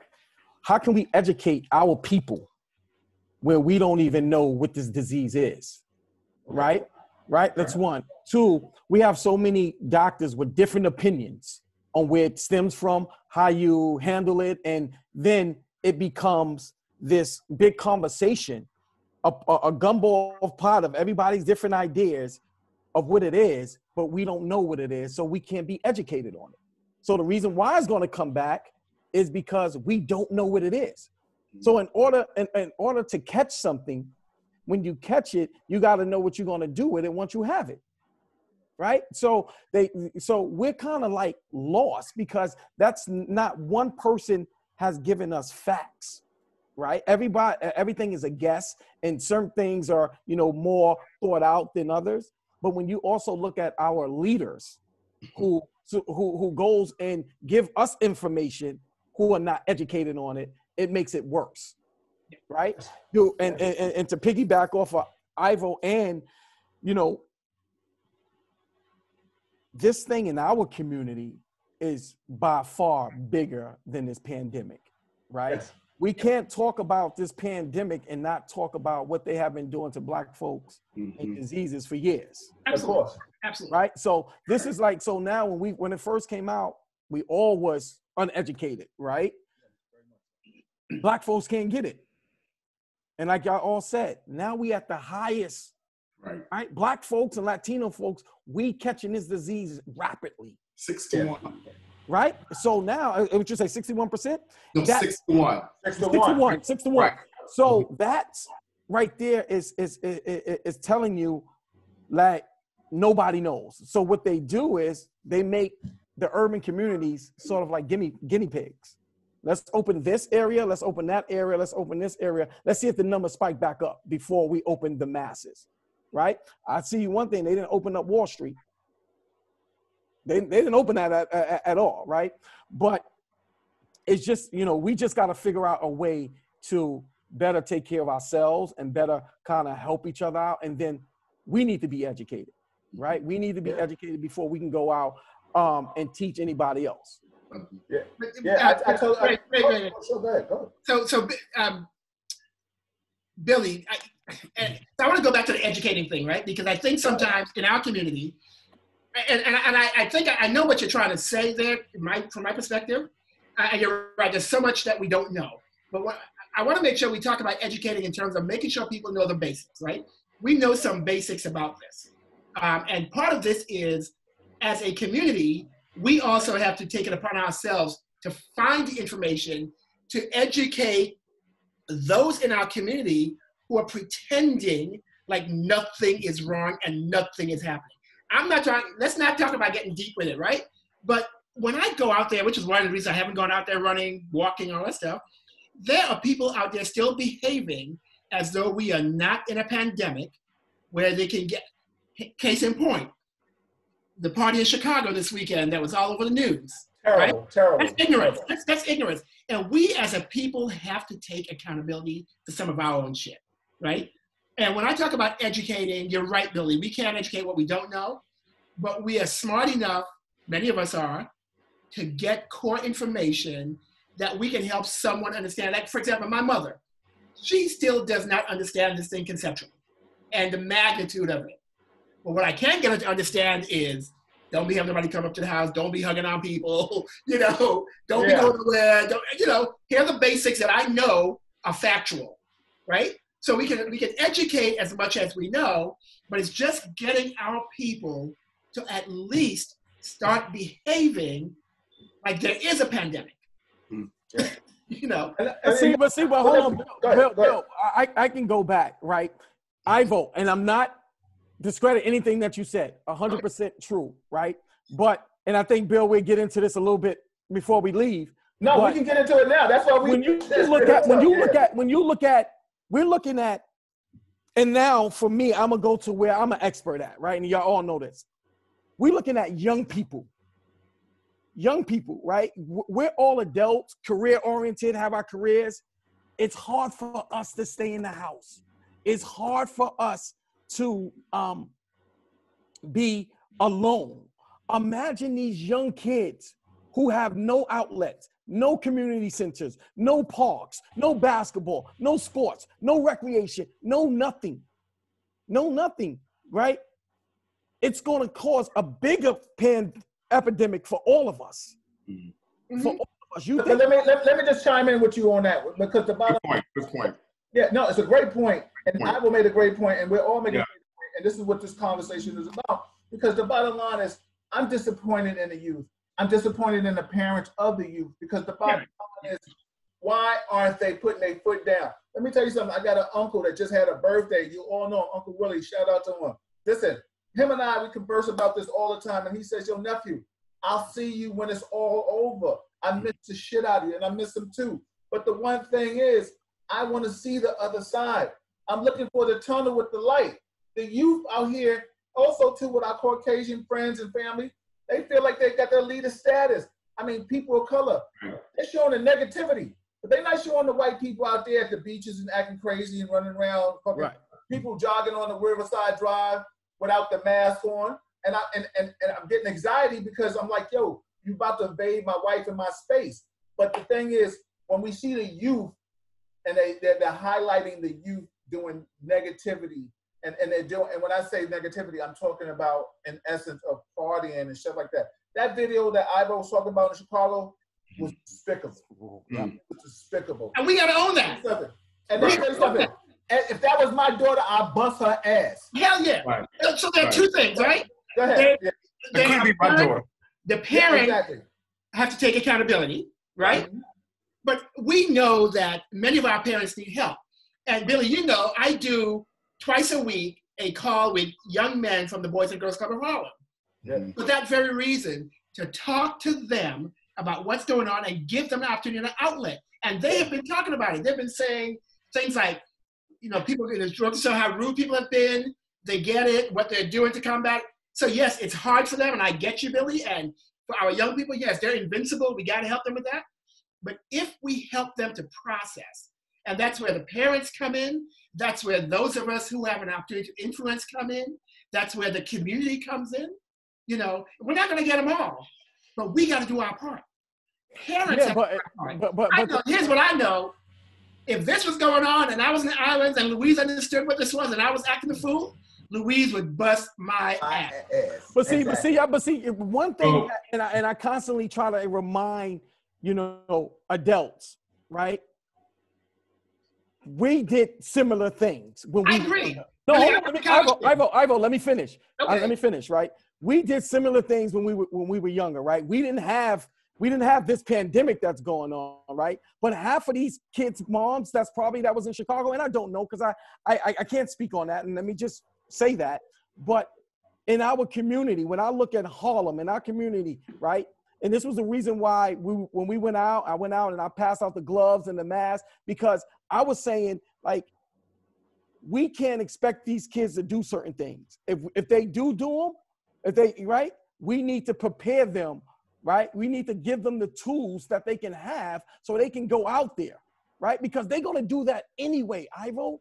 Right. Right, no matter. Ivo, let me interject. Let me interject for one thing, and let me ask you a question. I'm asking all of you this question. This new generation that we all love and want to see become the next leaders of the world don't get it.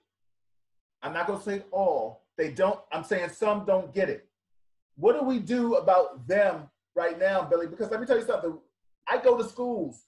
There's teachers in here now that know I go to their schools and I speak to them. I speak to kids, I speak to adults, I speak on how to interact with law enforcement.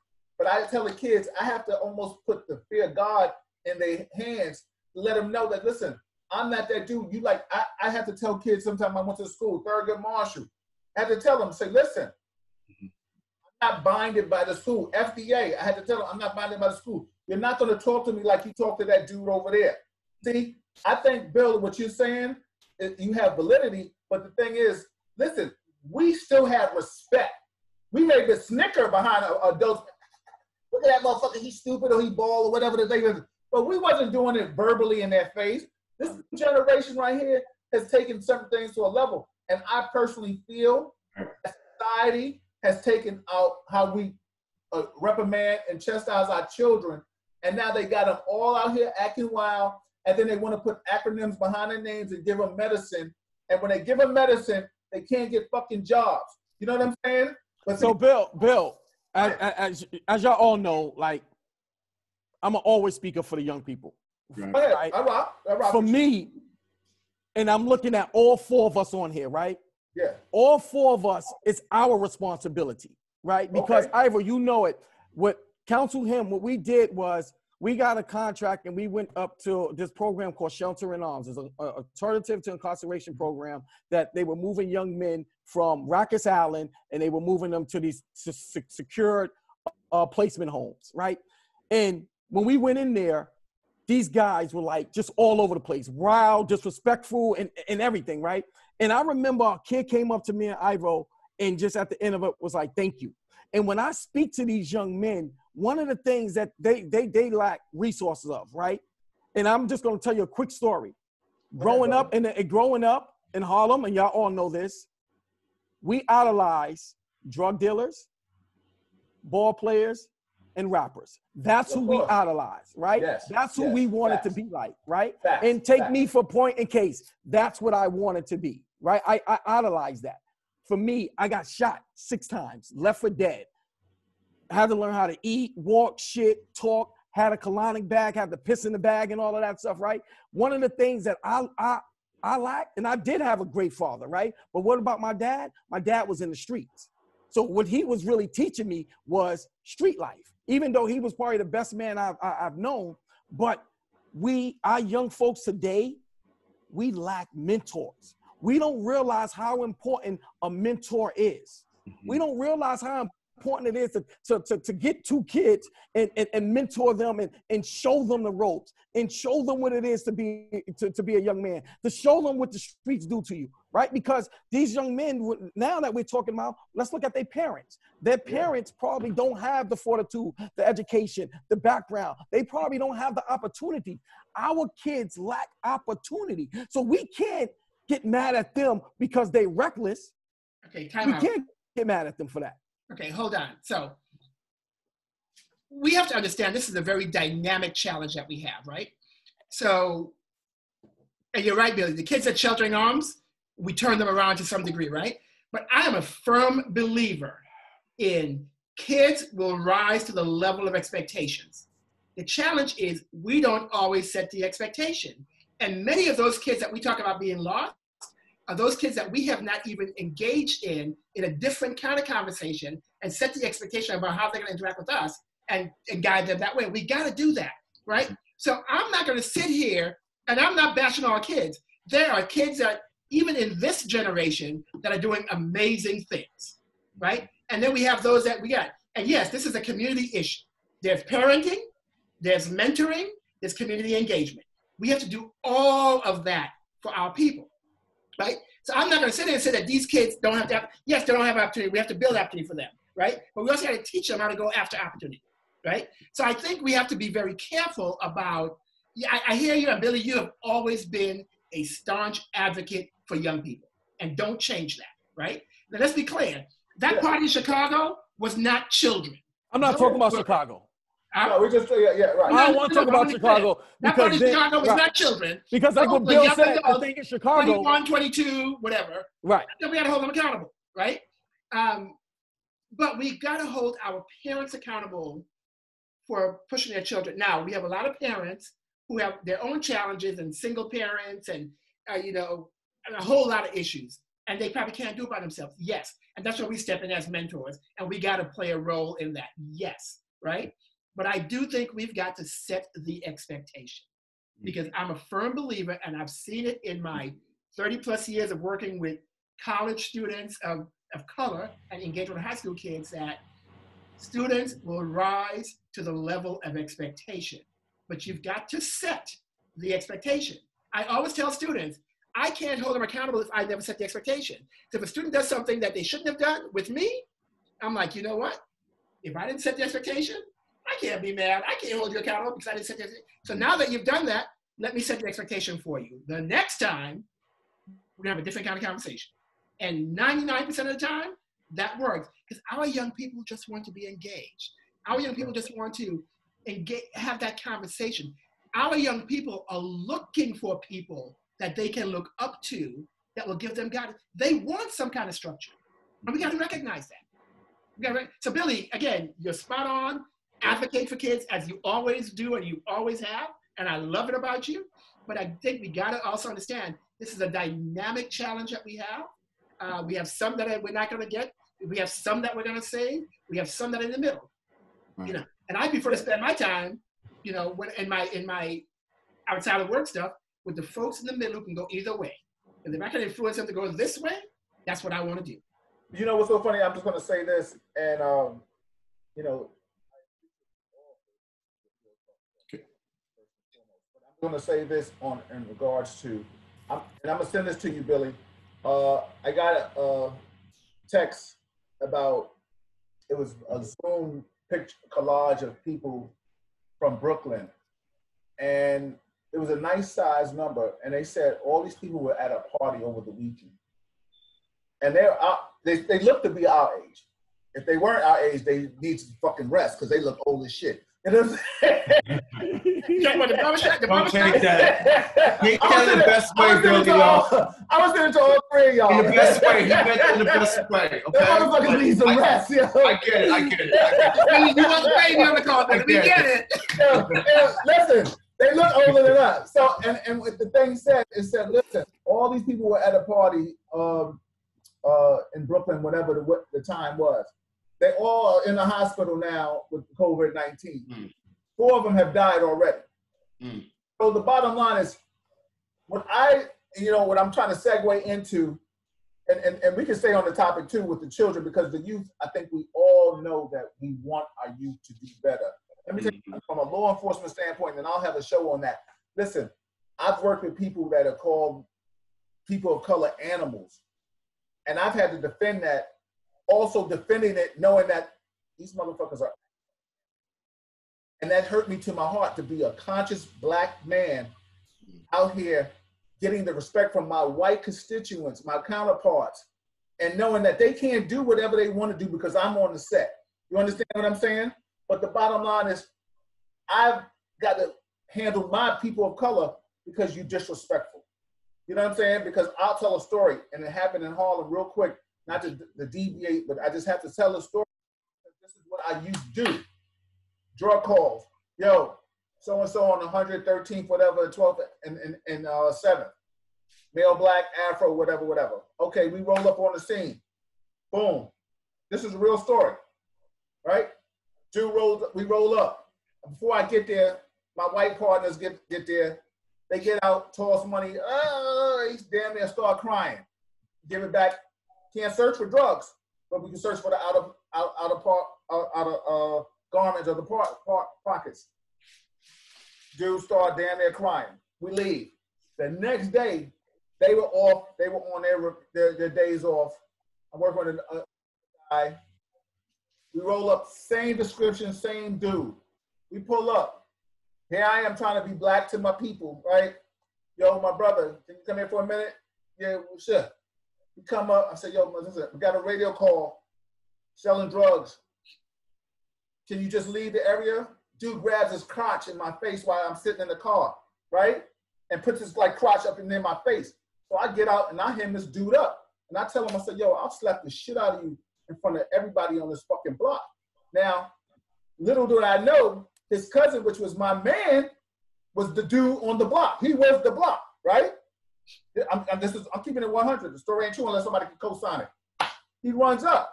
He's like, yo, Force, what's good? I said, yo, you know this little punk motherfucker? He's like, yeah, what? I said, yo, he just grabbed his crotch in my face.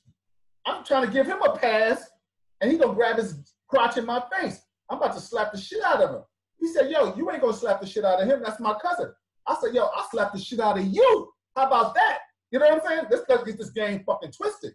I said, I get off at 3:30. You know where I work at. I work at the 2A precinct in Harlem, right? This is the Harlem precinct. This is 112th Street. I said, yo, how would you feel if you give a cat a pass and he grab his private in your face?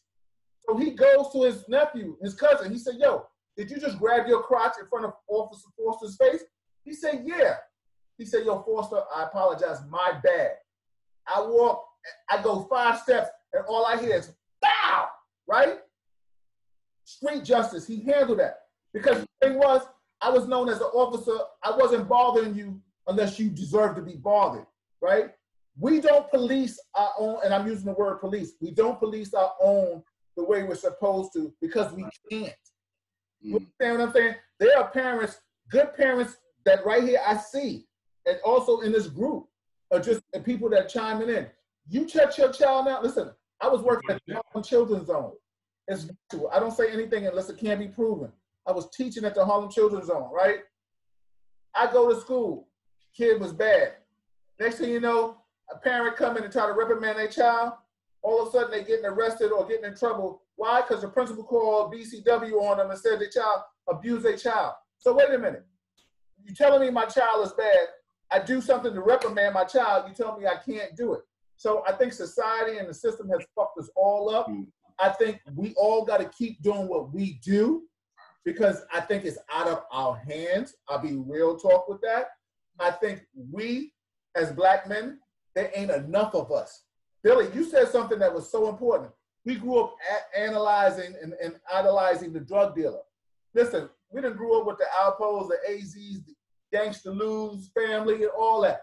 Everybody, you know what I'm saying? We still see him to this day. Everybody, let me say something, the drug dealers, from the Nickies to the guys, everybody. Like you said, you done took some heat, right? Yep. Thank God for trap doors and back doors. I say all that to say, but I remember old school cats still telling us, yo, go get your education. Let me tell you something, and correct me if I'm wrong, fellas. At our age, there wasn't any person in the street. First, we knew who the number man was. We knew who the booster was. We knew who the killer was. Yep. Everybody who did something in Harlem at that point or whatever time, wherever we grew up at. Yep. That being said, there was a point of respect. The killer in Harlem still says yes ma'am and no ma'am. Yes, that's the difference. Yep. Yes, You just they point out don't the do big that difference. anymore. And that's They don't have the respect, Billy, that they had back then. And that's the whole thing. And Billy, we got to get that back. That is different. They did. It's a different time. We got to get that back, Billy. Yeah, we come back to that. Yeah. Also, That's a whole nother it's a topic. combination. It's a combination of, I think, of what Ivo and Billy said, is that we have to definitely do the mentoring and then hold them to high expectations. We have to bring it together. And we have to step up. That's one of the things I'm hearing is that more of us have to go back and step up because we definitely have to do it for ourselves. No one's going to do it for us. Absolutely. And again, those young men sometimes just... We're out here on our own, baby. They just our want us to people, engage. our kids. They're our kids. Yeah, they are. And really think about this. Remember the young men we worked with at the Harlem Boys and Girls Club, right? So they were knuckleheads when they started with us. And when at the end, Dominique was like, "My God, you guys have gotten so much more out of them than we ever could have. They shared stuff with you that, and we still see them and they're still coming in the calls, right? So sometimes we need to be a part of the solution. Right. We've got to play our part, right? And that is that kid walking down the street that we see doing something crazy. And I tell people all the time, I can't be afraid of my Black people. Right. Now, I ain't stupid now. You got to see something. And that's the key. Right. It's another thing of, what are you doing? Okay, my bad. It's none of my own fucking business. Billy's the guy. He's like, why you going to break up that fight? You better get. I'm like, yeah, I know. But I think part of that is also how we carry ourselves and how we engage with people on the street, right? I mean, I got a few people now responded to me as, "What's up, OG?" And I'm like, when did that happen? Well, we're going to leave that OG part alone. I'm just saying. I'm like, at first I had to go like, what is an OG? Fucking hilarious. Listen, I'm going to ask you a parting question. Let me tell you, we're going on 2 hours, and I appreciate all of you guys for being here. But before you go, I'm going to read some comments. But the parting question that I have for you, and I want you to think about it as I read some comments, is that with this social distancing, this pandemic, is this the new world order? Is this how we party now? Is this how we socialize with each other? Is this what this shit has come to now? Just, I have to love you from afar. You have to love me from afar. Like, I have a wife that loves her mother immensely, that used to hang in with her all the time. She doesn't get to see her mother. Billy, you can't get to see your mother like you want. See your mother. Musa, you can't get to see your mother. Like, first, that's the pinnacle of emotions. Let's not even talk about seeing each other. You know what I'm saying? But we're talking about, we can't even see our loved ones right now. So what I'm being said, I'm going to read some comments and things, because people have definitely chimed in and love.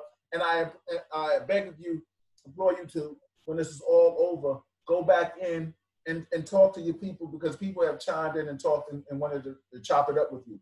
But what is this? Is this where we at right now? Like, yo, when this is all over, Uncle Willie, we said we're gonna have a little something at the house. We gotta invite you over. Like, listen, I'm gonna tell you honestly, I told Malika this. I'm not stop wearing my mask whenever this shit is, when somebody tells me it's over, I'm not stop wearing my mask. So when I see you and you see me in the street, if I dap you, and I got the mask on, understand that. If I got the gloves on, it is what it is. Because listen, I'm scared of dying. I ain't scared of dying, but I'm scared of dying this way. You know what I'm saying? It's a different dying when you fucking with my family or my people. It's another thing of dying for free. I'm not trying to go out here and catch this shit like la la la la la la. Oh, and this shit go in my mouth and I'm dead. Nah, I ain't built for that right now.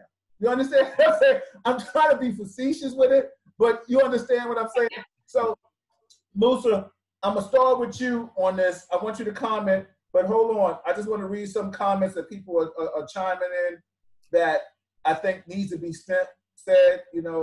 Nia, she said strengthen the mental foundation. And this is probably from all the conversations that we had. Like I said, I want you guys to go back in and converse with these people and talk to them, because they are talking and they're here for you guys. My man Jason said, I hope not. I have to see my mother once a week. Exactly. Marquetta said, we are the strongest race of all. And if you kill all of our Black men, you're absolutely killing all of us. And white people have been trying to kill us for years. Yep. And this virus is set up for our Black men. Okay. Let me say something. Denise said, put my glasses on. Y'all causing me to read and shit. I wasn't gonna say anything, but hey. Yeah. Listen. Yeah. But now I gotta go be official with it. The weed that is being smoked is doing something to their minds. It's not the same type of weed as back in the day. Okay, that's true. They now have different types of chemicals in it and making these them crazy. Have no value for life. I agree with that. Let me just read some more comments right here. There's truly something fishy going on. And look how low the numbers are in Washington, D.C. of people infected and who died. My man Al, he said, basically whoop your child's ass before the cops do. That's true. You know, that was, you know what I'm saying? So that's old school, right? Yeah, it's old school. You know what I'm saying? Michelle Alexander, is it me or am I the only one that just is just not satisfied with what is being said about what we can stop the spread of this virus? It's very true. How is that everyone has to social distance themselves? The White House Pence. See, that's what I'm saying. Go ahead, girl. Talk about it. Let me go back to it. White House Pence can enter a COVID-19 hospital, affected patient with no protective gear on, none, and be okay. That's true. White House officials not practicing the advice given to the people that Dr. Fauci, not any of them. Dr. Fauci, not any of them. Seems to me that they have the cure already. Yeah, they talk about Bill Gates. We can talk about that.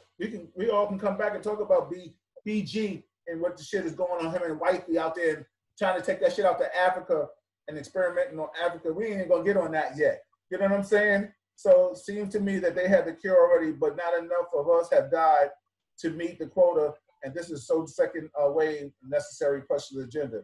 And they are not going to release it without the chip. Yo, that's something too. You're gonna come back. I'm gonna ask you to come back. What about the chip going in our arms? Talking about, you know, the card and everything. The chip is a part of this curve to enslave the people, and I doubt that they will be administering the same vaccine to the people that they took themselves. PSA 4 defeated. Very true, Michelle. Good to see you, sis. Let me just go back to some other people. Yes, they need mentoring. Talking about the kids. Yes, they need mentors. The pandemic should be used to get back to the basic of what really is important in life. And it's helping some families to get closer. Yes, it is. It is helping some families get closer. But what are they the right families getting closer? This family's getting closer. But are we helping them get closer to our little ones out there that are hanging out in the corner? Leak and I walked out the other day. You saw like kids out here smoking weed, like it was all right. You know, the community is not the same. You're right, Teddy and Greg. Sometimes you just can't save everybody. All right, G. Some teens are going to get left behind. That's a fact. That's whole hard fact. It's a whole hard fact. Anytime a young kid could curse out and disrespect other people like our mother, I don't think those kids can come back to be a good place in this heart. I think the man Greg Owens, we used to work together. Shout out to you. I'm just reading some people real quick before y'all answer that question. I'll read the question again for you. Maybe the youth need to learn how not to always have to turn up and think life is just a big party. And if they do go out, why not be respectful and wear the face mask and stay 6 feet apart? That's true. That's East Merchant. What's up, sis? How you doing? My man Jason, just wait for the first meet. Nice day. This weekend is going to be nice and the kids are going to be out. So you know what? I think like-minded people, we have solution and answers. We just don't have the places and the voices. We have the voices because people are not really listening to us. And I think, like I said, I implore you, Billy, please keep doing what you're doing. If you ever need me, I'm there. Ivo, if you need me, we go and discuss this, Musa. You know, we are all frontline individuals. We really are. You know, I spoke to the borough president of Brooklyn in regards to doing some things in the future. You know, just shout out to my man, Tony Herbert. You know, he's doing a lot of things. Let me tell you something. What I do feel, and then I'm going to go into this question, unless you guys want to comment on this. I do feel that there are like-minded people out here. I just feel that they keep us separated. For some reason, another. Envy, hate, whatever, financially, monetarily, they keep us different. You know what I'm saying? This is what it is. I have a question. You men are from Harlem. Harlem is the Mecca in so many ways for Black folks. And I want you all to answer this because this was a question and my beautiful other half came and put it through. Community is something that made the village. With gentrification, where is the village? Because as I across the country, they are successfully destroyed neighborhoods and our communities in this village. So I'm going to start with you, Ivo, Billy, and then Musa. If you could elaborate this on, you know, I'll read it again. Question is, you men are from Harlem. Harlem is like the Mecca in so many ways for Black folks. Community is something that made the village. Gentrification, where is the village? Because as I look across the country, there have successfully destroyed the neighborhoods and our communities with the village. What do you say to that? Sure. Let me start by what runs through my veins and my everything is growing up on St. John in the U.S. Virgin Islands. And I grew up with a community that raised me. So anybody who were friends of my parents could whoop my behind. So I grew up in that Canadian mentality. When I moved to Harlem some 11 years ago, Harlem embraced me as a community, as Black people, as we are one. And I had people on the streets, people I was like, ooh, I gotta be mindful. Like, what's up, King? How you doing? Somebody bothering you? Let us know, whatever. And that was just kind of the family. With gentrification coming into Harlem, I think those of us who are fighting on the front lines have gotten even tighter to fight that, right? And as a people, we've never been, quote unquote, and somebody may have issues about this, we've never been against embracing others enjoying our community. The challenge is when people try to come into our community and change our community. And I think a lot of us are entrenched in making sure that we don't lose the essence of Harlem in terms of what Black people bring to Harlem, in terms of the energy of Harlem, in terms of the historic significance of Harlem. And that's going to be an ongoing fight that we have to stay on the front lines to mitigate. So it's tough because we have more and more folks coming in that don't look like us who want to change things. But I think it's up to some of us to make sure that we stay on the front lines of fighting that. Okay, Billy? It's interesting for me because, Bill, when you know, as y'all all know, I'm the youngest one on the call, right? Wait, I wasn't saying that too loud with that beard now. Come on. No, listen, maybe the next call, I'm gonna let my shit go. Bill looks like the youngest one right now. No, but Bill, I want us to really think about this, and probably Ivo, you step back a little bit because you 10 years in, right? The rest of us is. Listen, I can step back. I got you. No, but when us as Black folks, when we got to a certain financial status, what's the first thing that we did? Most of us. We moved away. We moved away, right? I'm for one of those who did, right? I felt that moving and getting out of Harlem was what I needed to do, right? So I went across a bridge. I went to Westchester. Like, I did anything to stay away from Harlem, right? That's one. So we gave them the opportunity to come in, right? One. Two, the second piece of it is a lot of us that's in Harlem now, we forget one thing. They can't change nothing if we are at our community board meetings. Most of us are not at our community board meetings, right? So if you go down to Chinatown, there's no African-American restaurants in Chinatown, right? But if you come up to Harlem, there's Chinese restaurants on every corner, right? There you go into the Orthodox Jewish communities. There are no businesses that's ran by African-Americans there. But in our community, yes, right? So we allow people to come into our home and then change the mirror on the wall, took our Black Jesus and put a white Jesus up, right? You know what I mean? We allowed them to do that. We allowed them to talked about that, Musa, earlier, right? Right. We allowed them to come into our community and change, right? And now the few of us who are now trying to fight back, we are outnumbered, right? Because most of our affluent Black folks that's from Harlem, they're gone. So now we got the new Harlem, right? The new people like Ivo. No disrespect, Ivo. I'm just using that as an example. Right? I get it. Right? They come in and then they're trying to fight to keep Harlem alive, right? Right, because Ivo care, right? But I think one of the things that we have to do is, like anything else, we need to reinvest back into our communities, right? When I go to some of these community boards and I'm doing something, I see that in our community, we have the less Black businesses in our community.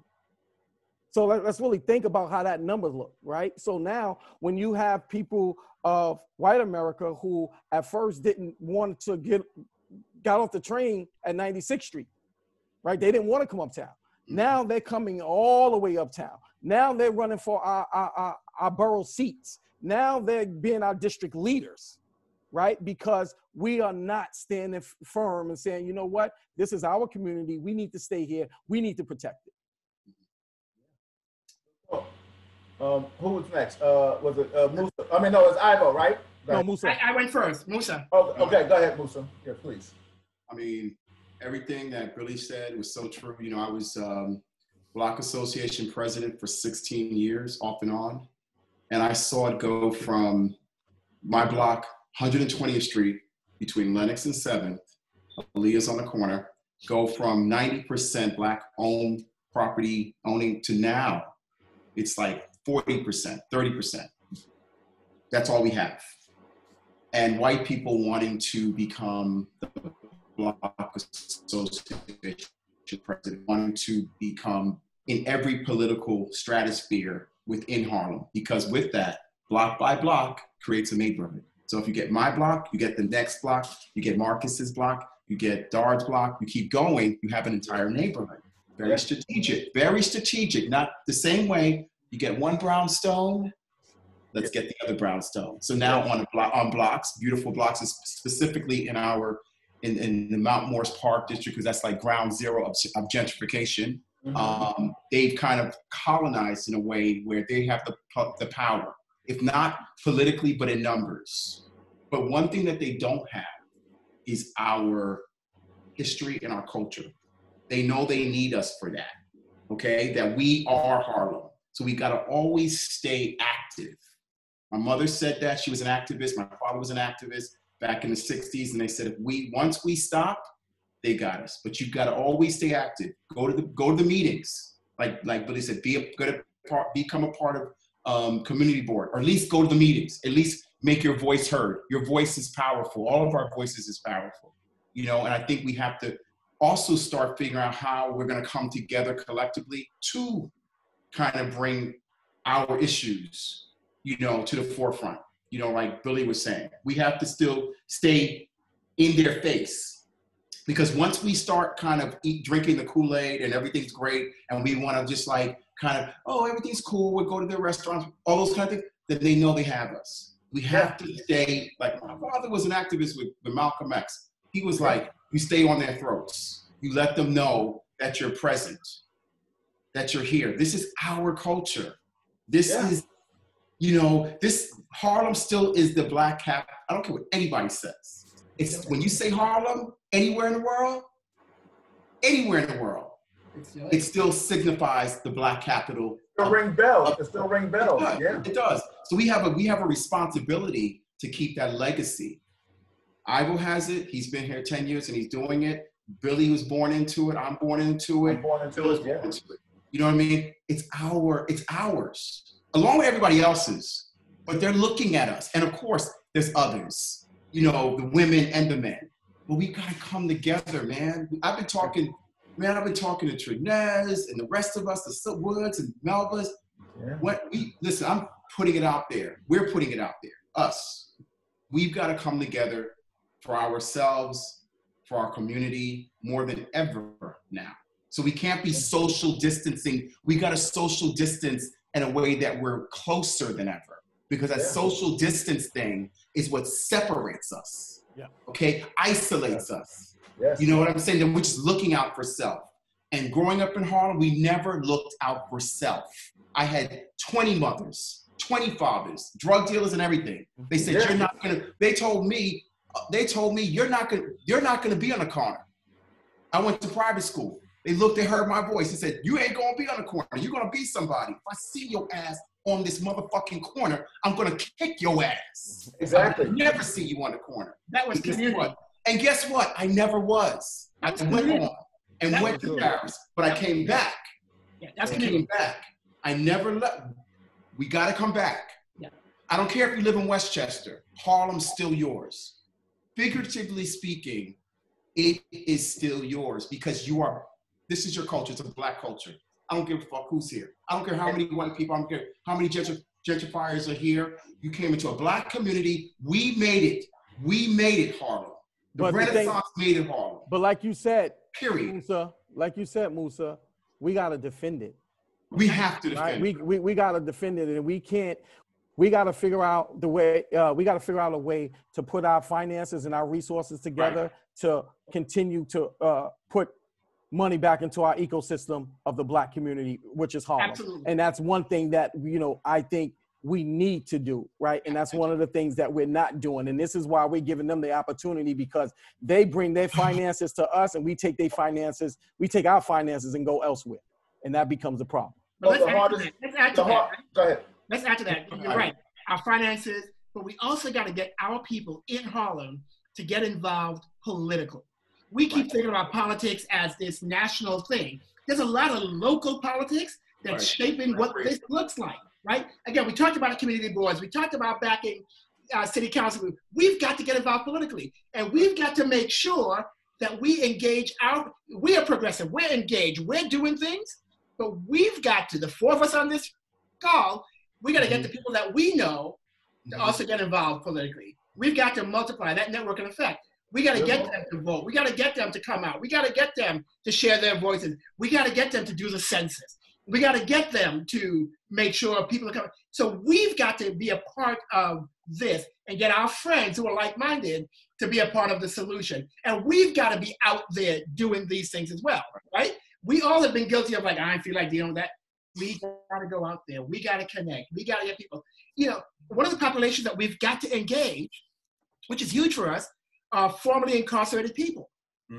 Now, they can't vote today, but the reality is they have influence in their families. So how do we get them in that equation to help fight the fight to create the opportunity for us to really be involved politically? So yes, Billy, you're right. We got to make sure that we are reinvesting in our Black businesses, which is why all of us on this call, we support the Coves, we support, the Setapanis, we support all of the Black businesses, the Boulevard Bistros, the Melbas, the Sylvias. We support the Black businesses. The four of us do. We got to make sure other people that look like us are doing the same thing and making sure that they are surviving, right? We got to make sure that people are involved politically and supporting those folks who are looking out for our best interest in terms of what's going to be the best for the people of Harlem. We got to be involved in that. We've got to be a part of making sure that we are engaged with our young people who are the up-and-coming voters, who are the up-and-coming money people. We got to make sure we help them to find a path to be successful. So we've got to make sure that we are all and our friends, and we continue to sing that message to all of the people that we can, to be involved, to making sure that we are a part of our solution to make it better for us. Awesome, that was beautiful. I'm just gonna read a couple of comments and then I have one parting question because you brothers have been awesome hanging out with me tonight. My man Mark said, he says, I love Harlem. I love people who look and share my experience. Not that I don't like others, but I just love my people unapologetically. And I get that, Mark, you know what I'm saying? Because listen, we should not apologize for loving our own.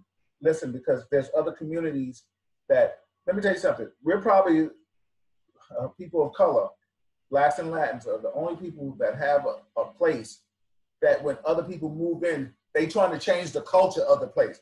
We can't go upstate and change the culture of Woodbury Commons and shit like that, or Paramus or Teaneck or any other places where people are like ourselves. Or we definitely ain't going to Brooklyn and Hasidic Jews and change that. And I said, who likes it or don't like it, because the bottom line is it's true. And if you can't handle the truth, then you shouldn't be listening to real talk right now. And that's just real talk. But I want to ask you guys a question. Like I said, I implore you to come back and chop it up with the people in the group after this is all said and done and your leisure time. But my question to you guys is, in summation, is this the new world order? Is this what we're going to do from now on? Like, is this how I get to see you, Billy, Ivo, and Musa? Like, when I say let's hang out, do I get my Tito's and you get your wine? Billy, you got your water, I know. I got my water, my ginger ale. Y'all know that. Yeah. You know what I'm saying? Is this what like what happens to the Cove Caribbean night? Musa, what happens to what we're doing? I can't. Row House is gone now because they sold it. But the bottom line is, I just had a banging brunch party, and I was thinking about coming into the Cove. Shout out to Aaliyah; she was looking and listening into it. We love you, Aaliyah. Yeah, but the thing, Aaliyah! Yeah, but what's the new world order for us? You understand what I'm saying? And this is what I want you guys to, social distancing. Musa, you and I kind of delved into it earlier today about 2 years from now, a year from now, 3 years from now. What is it? Are we masked up? You know, so I just want you guys to elaborate on that. And who did I end up with? I ended up with Musa. So I'll start with you, Billy, and I'll go Ivo, and then I'll end. Okay. Yes, go ahead. For me, I'm an optimistic one, man. I think that we're going to get through this. I don't think this is going to be our new norm. Like anything else, you know, it made us just realize what's important, right? And sometimes I think, you know, from a religious perspective, God is speaking to us right now and telling us, like, I'm going to stop everything that you guys idolize. I'm going to stop everything that you guys worship. I'm going to stop everything that you guys take for granted. I'm just going to stop it for a minute, and I'm going to make you guys listen to me. So for me, I think, you know, God is just sending us a message, you know, and I'm not going to speak on, you know, I know Musa earlier, we talked about the AIDS epidemic, but I remember during that time, the AIDS epidemic was ridiculous, right? But then our community, our culture, our government, everybody found a way to put a cap on it to control it, right? When you look at the Spanish flu in 1918, you know, that killed millions of people, and we got through that, right? I just think right now we need to pray. We need to thank our loved ones. And I think we just need to do the right thing by, you know, listening to the facts that we know to keep us safe. But guys, I don't think this is the new normal. I just think it's the new normal right now. Right? And I just think we're going to come out of this, and I think it's going to be, you know, we're going to be able to hug, you know, open cove again, and we're going to have Caribbean night. Then Bill going to come in and do his brunch thing, and then Musa going to do the anniversary again. You know what I mean? So all of those things is going to happen. But I just think right now is the time that God is telling, hey, I'm going to stop the world for a minute and let y'all know who's in charge. Yeah, I must agree with Billy, right? I think it's our new normal for now, and we will get through this. Now, are there going to be some things behaviorally that we're going to change? Absolutely. Absolutely. I mean, I may take Billy's temperature before I hug him. I mean, I don't know. But, you know, we will get through this. It's going to take us a minute. I think many of us, Bill, like you said, even when they say go back to work and we're okay, I'll be like, look, I ain't going nowhere, y'all. Give me a couple of weeks till we see how it plays out. Yeah, man. You know, but I think because we are creatures of habit, we're going to get back to that. I'm going to see Musa walking down the block and I'm going to hug him, right? It may not be in the next 4, 5, 6 months, but it's going to come back, right? And I am hopeful and prayerful that that's going to happen. I think, however, we're going to approach all of those behaviors differently. I think we're going to be a little more genuine in our engagement with people, right? As Billy said, you know, God is testing us. God is making some clarity for us. The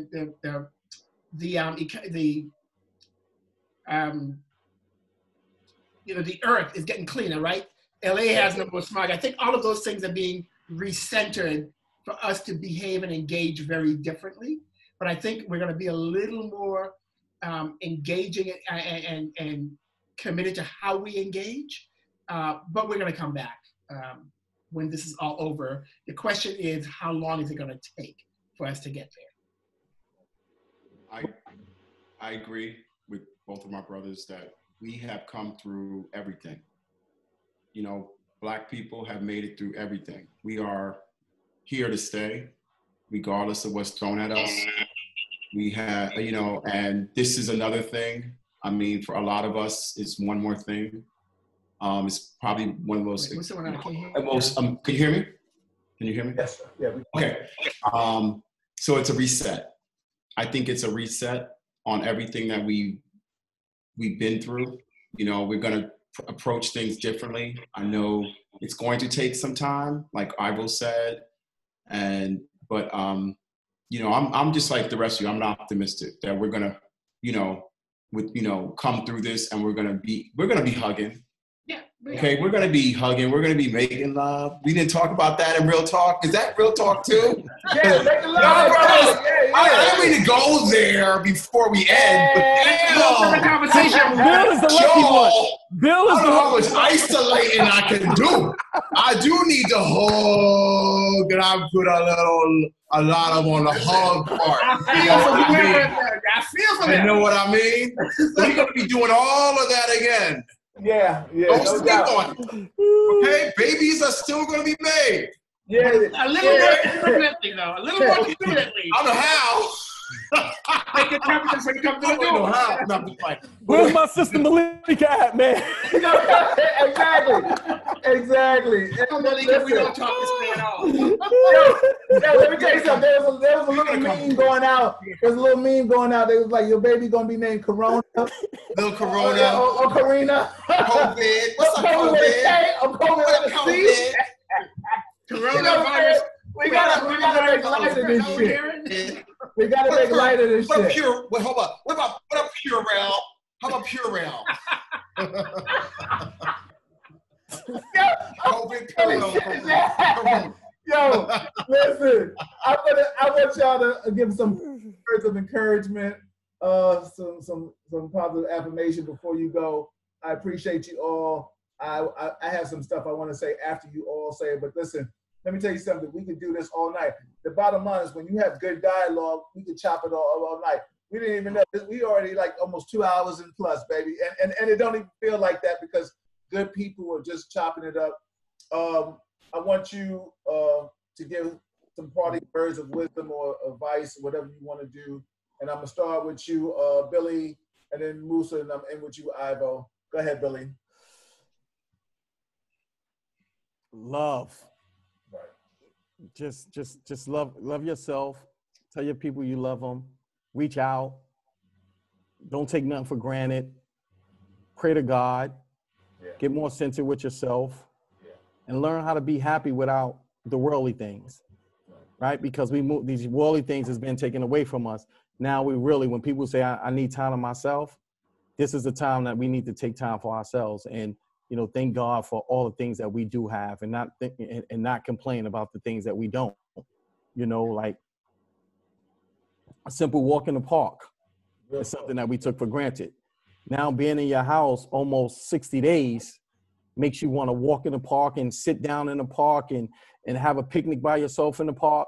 Those are the things that's important. So let's just take the people that we love, the people that we care about, and let's hold them close to our hearts. And let's just be thankful. That's righteous. Thank you, brothers. Musa? Stay connected. You are not alone. For those people who think they're alone, you're not alone. Take time for yourself to meditate. Bring into existence. You're going to create this moment. This is a reset for you, so you can recreate what you want to bring in your life. Get rid of all the things that weren't working for you. Okay, a lot of us have our vices and those things. It's a beautiful time to really reset your life. Like my brother said, love is always the answer. So love yourself, love others, be good to others, be kind to others. Pray. Everything that Bill said, it's just Bill just said it all. Pray, and you know, and be grateful. Let's be grateful for what we do have. You woke up today. I woke up today, and I just said thank you. I'm grateful. Say thank you more. Smile more. You know, and you know, yes, love yourself and love your family, love your community. Do what you can. I love you. Love you too. Love you too, big bro. First and foremost, I want to thank the folks. I'm going through the comments, and a lot of people I know are on here and commenting and really giving us good feedback. So thank you guys. Yeah. I love each and every one of you on this call. You guys know that. Love you back. Ditto to what Billy said. Ditto to what Musa said. Bill Foster, you said earlier you're afraid to die. I want to be clear. I'm not afraid to die. I'm just not ready to die.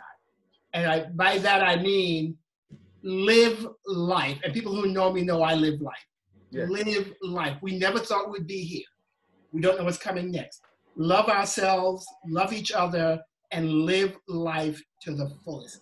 Awesome. Have no regrets in life, right? Because too often we don't do the things we want to do. We don't love the people we want to love. Live life. Let the bullshit go, right? If you have grudges, let it go. Again, we talked earlier, we don't know what people are going through. Let it go, right? Love yourself, love each other, live life. You know, we just have to, we have to embrace who we are. And this is also the time for personal reflection, right? Look at yourself and look at what you like about it, what you don't like, what you need to work on, improve on. You know, and how do you come out of this a better person? Have gratitude, be thankful, you know, and embrace love, as Billy said, embrace love. So, Bill, thank you for putting this together. Thank you. Thank you, my brother. Thank you. Thank you. I just want to say I thank you all. Ivo, you were so correct what I did say, you know, and I think I've walked a lot of different facets of my life. And when I said, I guess, about being afraid of dying, I think I was afraid that I didn't want COVID to take me or coronavirus, because definitely I'm not going to be that easy for it. You know what I'm saying? When we in retrospect and think about where we all have been in our lives, you know what I'm saying? And the fact that we're here at the ages that we are, let me tell you something. I feel that we are the reasons for the next generation. Like, we're here to do something. We're here to change the world. We're here to add to this world. Because the bottom line is, we could have did a lot of asinine things and been out there and put ourselves in way. But there's a higher power that wants us here. And there's a reason why we're here to this day, on this date and time, and conversing about what we're talking about. So I'm so happy with all of that that's being said. I just want to thank you from the bottom of my heart. I think you have represented what Real Talk is about. I think you represented what, you know, in memorandum of my parents. I tried to hold an integrity of what this is, and I think you all, not that anybody else hasn't, everybody else has, but I just wanted to let you know that I appreciate you for still holding the bar high and keeping it what it is. You know, it means the world to me that I had you here. Like you said, you were handpicked. Everybody's handpicked. And when I do it, Malika will tell you, I sit here and I'll be sitting here. She'll be like, what you thinking about? And I start writing something down, because everything that I do, it means the world to me. And to have you guys be transparent and be authentic, it moved me. And, you know, Musa and I, we was almost like we was about to come to tears earlier today and just chopping it up. Sitting here listening to your stories touched my heart, because how can you not be transparent and not be emotional? You understand what I'm saying? So that's where we all are. Billy, I appreciate you for just coming in and not doing this, but doing it for me. You know what I'm saying? But maybe doing it for yourself, because you was able to converse and have some kind of therapeutic moment, you know, with your brothers. You know what I mean? Yeah. Let me just tell you real talk, right? Go ahead. Yesterday, I spoke to Ivo, right? Why you gotta go there? Why you gotta go there? Why you gotta go there? I spoke to Ivo. Look, we were talking about some other business, and I said, Ivo, have you spoken to Bill? And he said, yeah, I'm supposed to do this thing on Bill on his podcast. I was like, yo, he ain't called me yet. How he ain't call? I said, yo, how he ain't call me? Like, I said, how he didn't call me? Okay, yeah, you got the Harlem ambassador. Yes, you got. But why you didn't call Coach Billy? Right? I swear to God, it was so funny. And then you text me, and I was just like, oh, what's up, brother?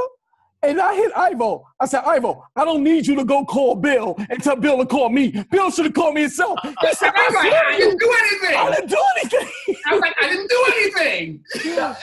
Listen, Malika will tell you, she's on the sidelines ready to close it out. Let me say, listen, everybody was handpicked on how I felt that you would interact with each other, because the bottom line is, when we're doing this, Musa, you know, Ivo, you know, Billy, you know, let me tell you something. Everything has to mesh. Right. Mesh. I need good energy. I need good people. It's not about you being uncomfortable with each other. You being comfortable with me, but the fact that you're comfortable with each other. And then everybody was talking, because the bottom line is, when I picked you, Billy, I didn't ask Ivo or Musa, and I didn't tell anybody who I was. Right. I didn't tell anybody. Bill, I want you to know, Bill, I got cussed out yesterday for you. I'm like, Bill, I didn't do anything. I didn't talk to Billy. The Bill, yeah, conversation. Nobody knew who I was picking. I'd have had Rumpelstiltskin in this motherfucker. You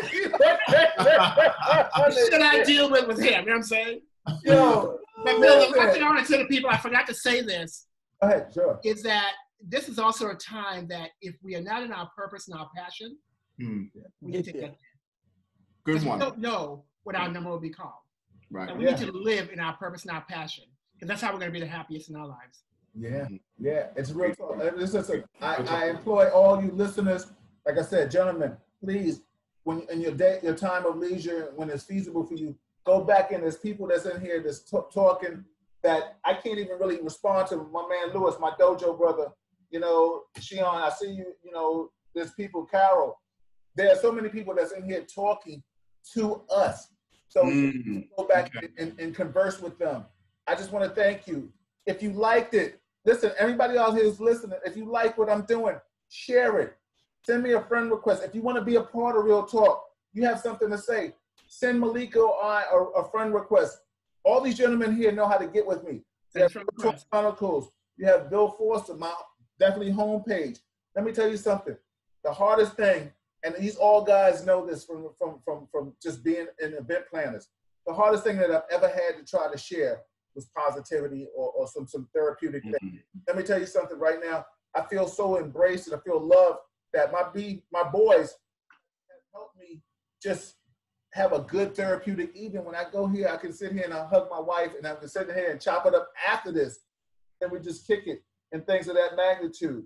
I just want to say, please like it, share it, spread it, you know, tell your friends to share it, because that's all this is. This is just therapeutic, real talk conversations with real men. That's all I do is real shit. On behalf of my wife, Malika Vaughn, on the sidelines for my sister. My sister. Hold it down. Come, Malika, put her face in the picture. Yeah, we want to see you. We want to see Malika. Just say Don't hi. hang up. We want to see Malika. Yeah, don't hang up yet. Don't hang up yet. Aww.